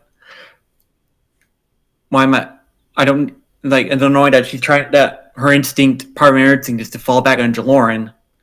She's like and she's very annoyed and Just so you're aware, though, mhm, Leora, mhm. you can consult the captain, but while the captain is in sickbay and told to stay in sickbay by the acting present like chief medical officer, your authority is still captain of the ship in that moment. Okay. yeah. What Jaloran would be able to offer at this point is access to the knowledge that's tucked away in her head from other people. Okay, yeah, Liara's gonna sit down and just knock on the door to Jaloran's head. A very sheepish response. Because like at this point she's regained some of the memories of like that instinctive pushing you away. But she does answer. It's like very apologetically. Liara's not used to Jaloran in a sheepish way. So that's enough to like knock her a little bit out of her fun. Going, huh? So this is like what it's like being on the other end of that. Because usually it's Liara being the sheepish one or the uncertain one to Jaloran. So it's like, huh? It's like when you're a kid and you grow up and then you realize your parent is a human. Yeah. And Liara just like, I need advice. And Fill so me in. basically, yeah, and she will, and like she knows Jaloran is a captain now. She has the info on the protocols for temporal bullshittery, and Liara actually calls it temporal bullshittery. I mean, Jaloran calls that, just not to anyone. I mean, she doesn't put that in reports, but let's be honest, Jaloran definitely calls it that. In private. Oh, yeah. Captain, I am trying really hard not to kill 1,000 people right now. Minimum. But with that data core in their hands and this technology they have to transport wherever the fuck they want, and with what we know about them, they could kill, and we wouldn't have any untold amounts of people, and they don't, and the I was trying to get a way out with Kana's explosive device, but my brain is saying that's not precise enough. That's not powerful enough. And my one way or the other, something I'm just gonna have to do something.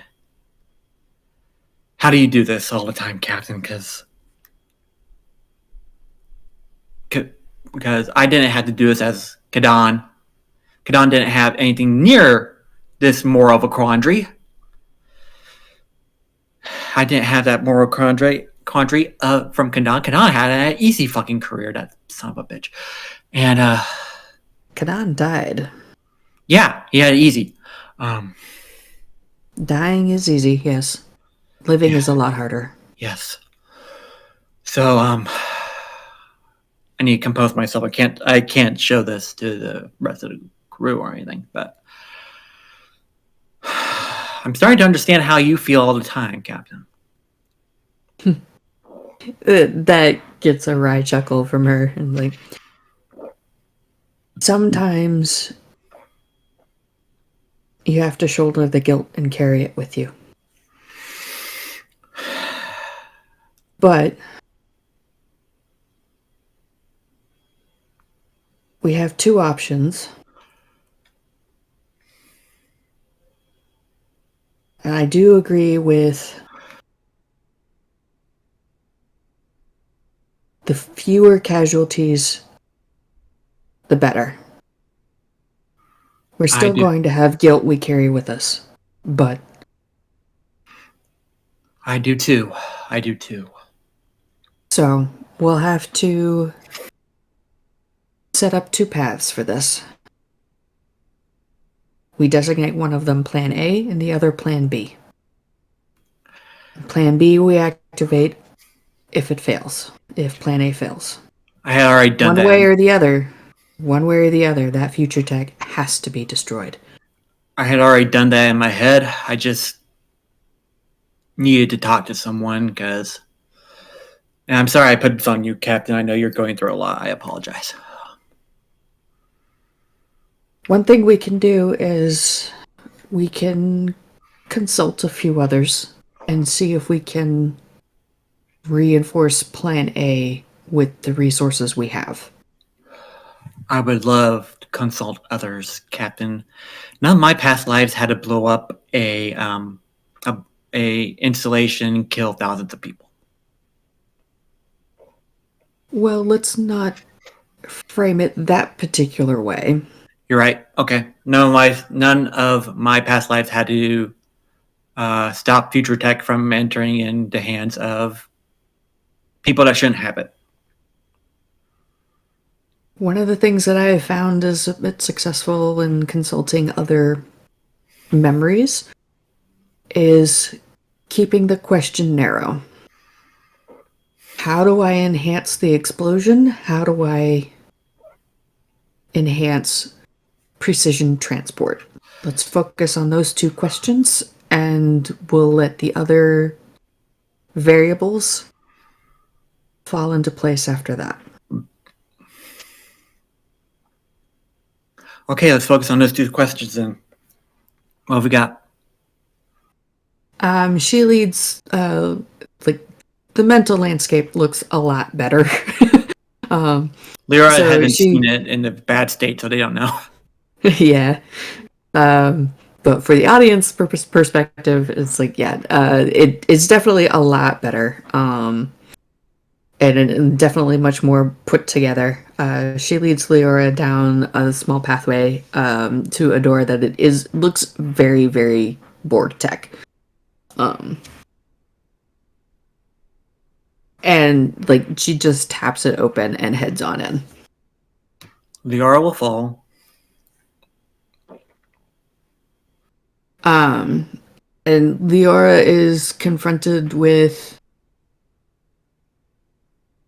at first it's just overwhelming noise. Eventually it filters around to like lots and lots of voices. There's no way to figure out how many there are. But it's clear that like these are people who have been assimilated by the Borg. So there's an immense amount of knowledge tucked away here.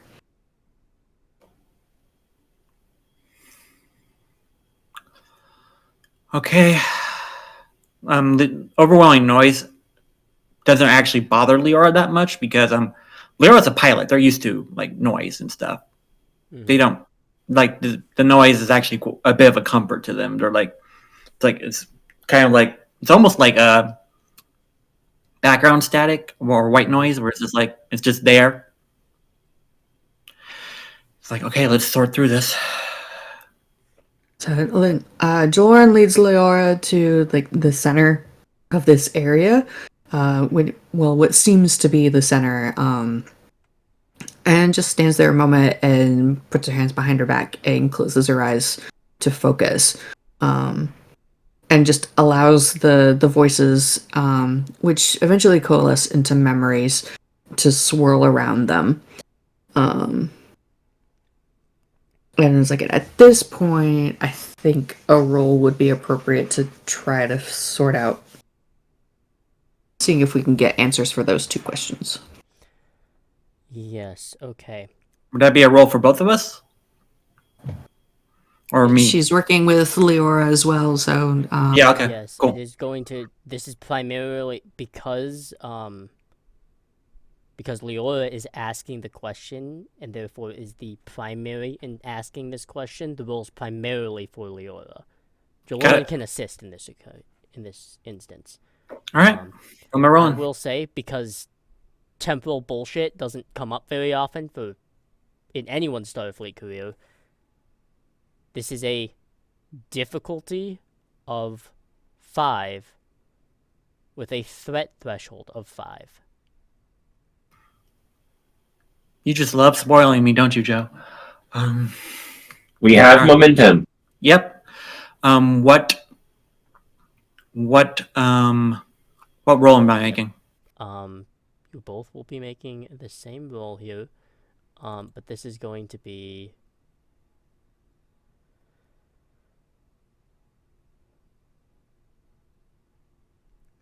This is a very, very strange one, but this is actually going to be presence engineering. Oh, fuck. Okay, my engineering is 1, so it doesn't matter if I have if I have focuses, because a 1 is the only way I'm going to crit. My presence is doing a lot of work here. All right. Let me think. I am going to spend a momentum for a die.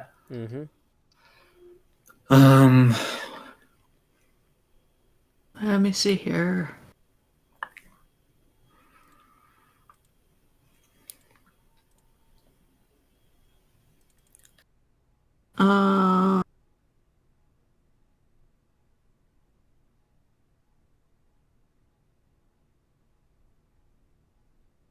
I am going to burn a value. Seize the opportunity when it presents itself.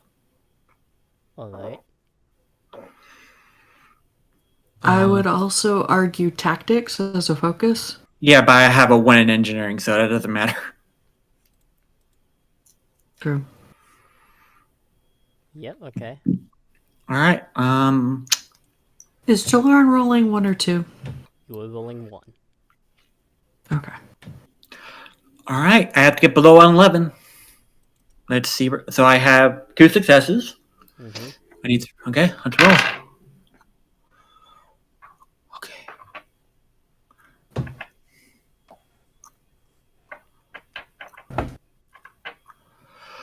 Okay.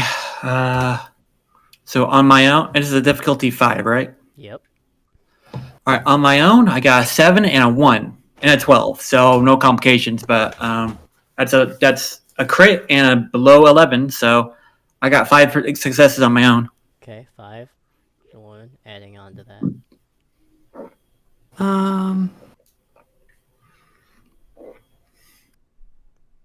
A 20 would be hilarious in this instance. Yeah. I'm sorry. I was just looking up something that one of my talents.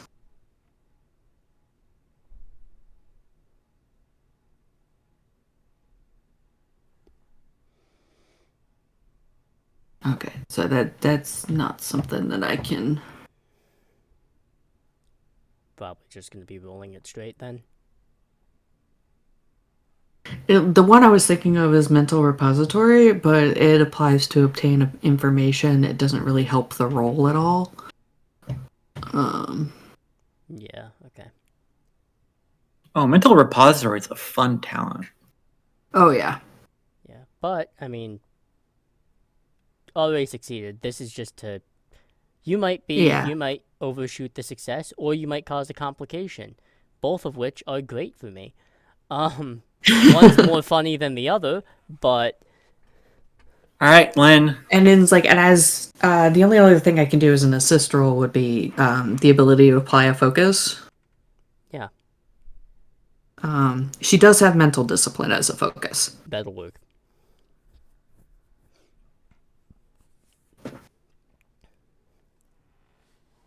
That's a crit. Of course it is. Oh my god. So 7. So 2 momentum. So we refresh the one I used, and then we got an extra. Yep, okay. So, seeking out... I think we're maxed on our momentum pool. Yes. Yes, we have like one floating. Yeah, one floating, Yeah. which means you can ask a question as well. All right. Can you give the information first before I ask any more questions? Yes. You're trying to find sort of like someone within Jordan's trying to guide you, someone who could help, essentially. Or even multiple someones. They might be able to combine their memories together. Mm-hmm. This is the Borg we're talking about. Yes, and you will actually find someone who is human, Hispanic ethnicity. The sort of image being coalesced is uniform that is Earth Starfleet.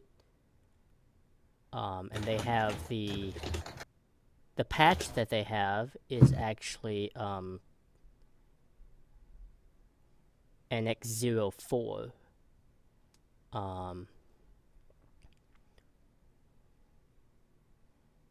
They kind of memories are being pulled. It's kind of like an echo of personality in them. Like they're conscious enough, but they're not like fully present, obviously. Mm-hmm.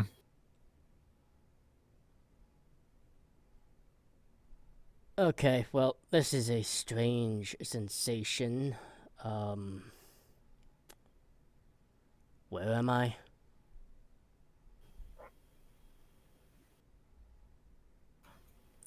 You are in someone's head, basically. Awesome. Cool. You're Starfleet. This can't be the only time this has happened to you. No. Did I die? Is that what happened? Technically, I mean, I'm not getting into the debate right now. But you're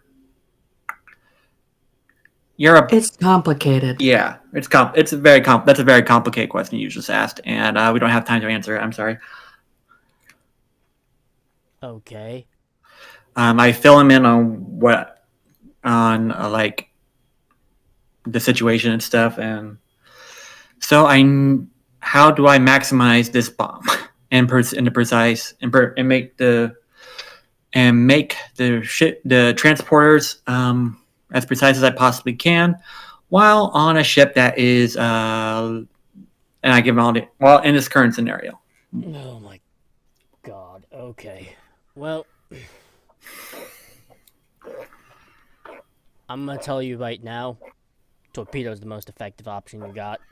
Yep. Try not to Maximize- kill 1,000 people. You experience a wartime event. You might have to wrestle with that. I'm aware. I need all the options before I make a decision. Maximizing a charge like that is possible and still not entirely dependable, but it is possible. You don't want a long timer if you put it onto a remote, so probably 30 seconds is as long as you're going to want it to be. Mm-hmm. That's effectively enough time to where nothing gets deactivated.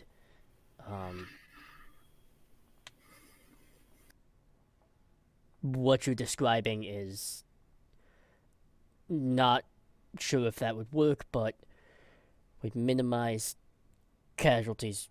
The little bit that I'm hearing or understand is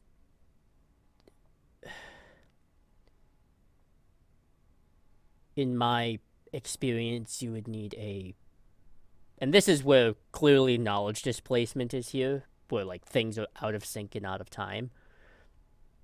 Probably need a detachment of 8 Mako officers.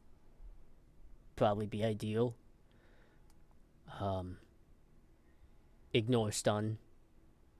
For something like this, just shoot to kill.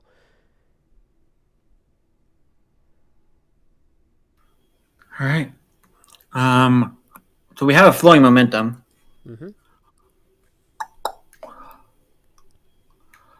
What are the odds of an explosion like this destroying a structure as big as that data core?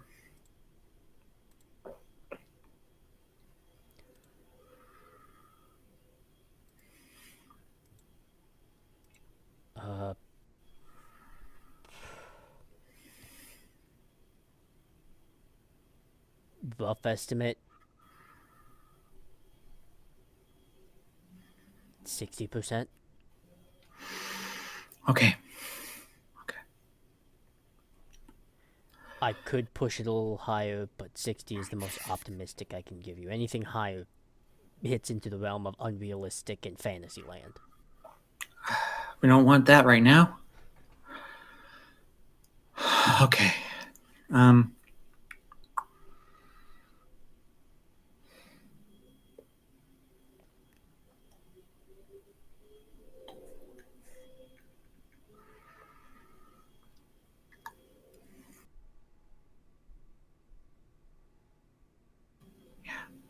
Out of character. You're not giving me out of character, Joe. You are making this real hard, and I love it. I love this. This is great.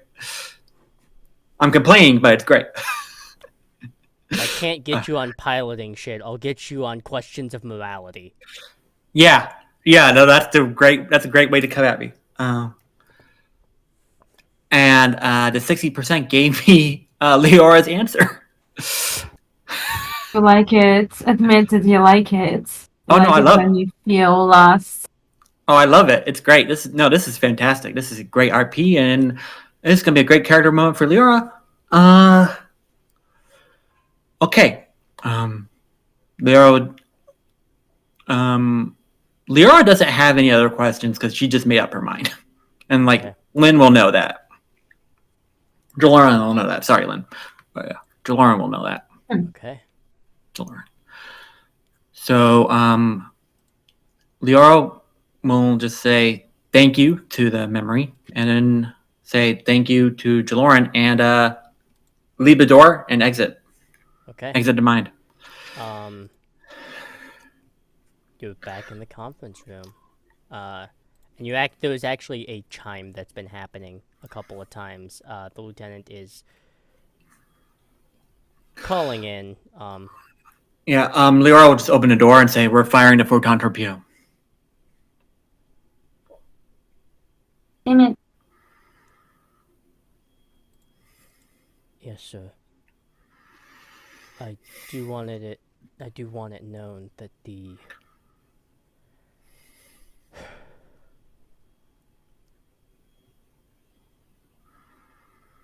Your objections are noted for the record. I will note them personally. Now, carry out my orders. We gotta do this.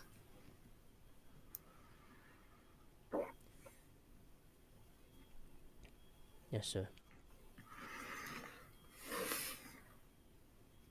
The USS Intrepid is on its way to assist us with repairs. They'll be here in 6 hours.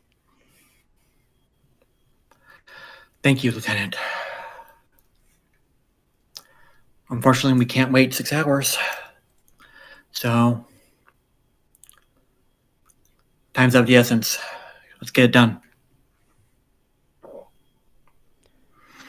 I will note that this was so as this is going on, I am going to note in the record and stuff that this is my order, not the lieutenant's, not Jaloran's, not anyone. This is my order, and document everything. Make sure everything is basically if there's going to be if there's gonna be backlash, it's just gonna be you. It's gonna be on me. If anyone gets mad, they get mad at me. If I get court-martialed, I'm probably gonna get court-martialed for breaking Prime Directive anyway. So, the question is here. I want to know where everyone else is on the Hypatia, where you are at this moment. I think Kana would be on the bridge, and using the ship's senses would be trying to help triangulate the photon strike so that we minimize the casualties as much as we can by being as precise as we can. Jaloran is Okay. obviously still in sick bay. Mira is in sick bay as well. She's both checking on Jalorin and just in general, that's her domain. And it kind of makes her feel a little bit less finicky and nervous when she's there.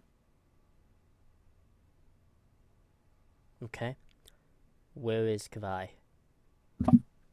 Probably wherever ordered to be. I mean, I just told you to leave. You could be wherever you want. I guess normal stations keeping, I guess. Okay. Oh no. That's by a science lab then. Oh no. Or you could have followed Mira down to sickbay to be with Jaloran.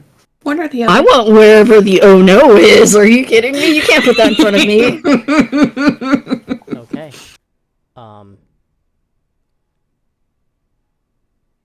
Presently. I love wherever the oh no is. I want this.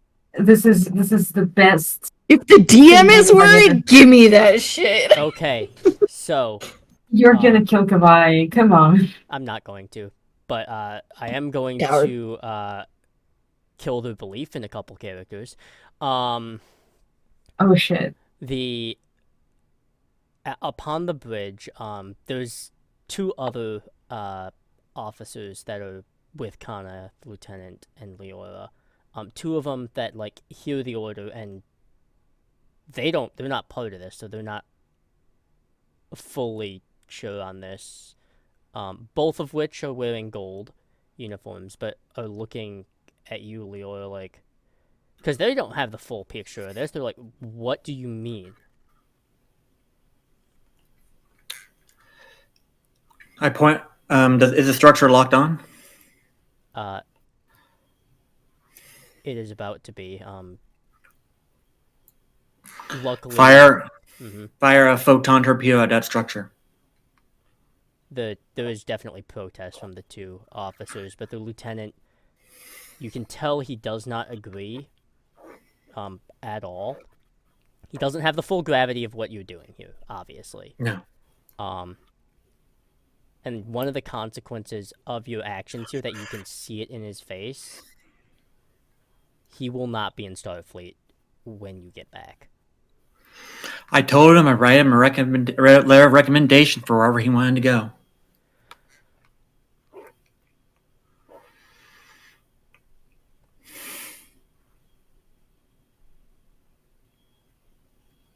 Connor, Fire. you would be the one who would issue, because you're triangulating, you would be the one that would take over to press the initiation for fire.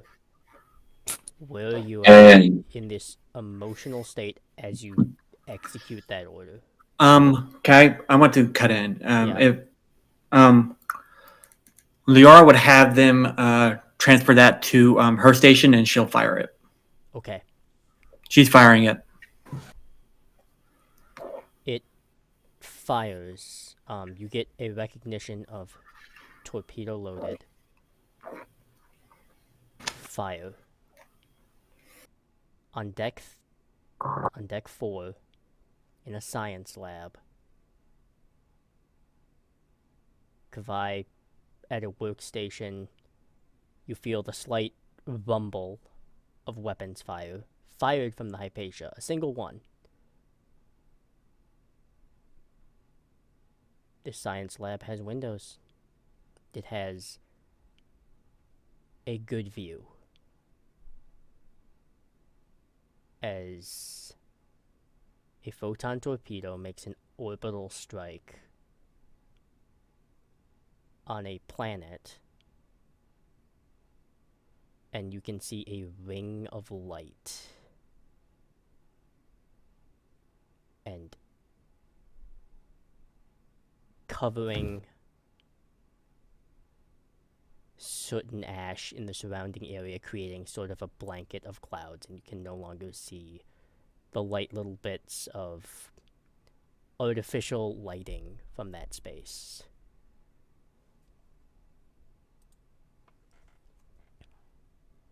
We'll end our episode here. And we will come back to this next time.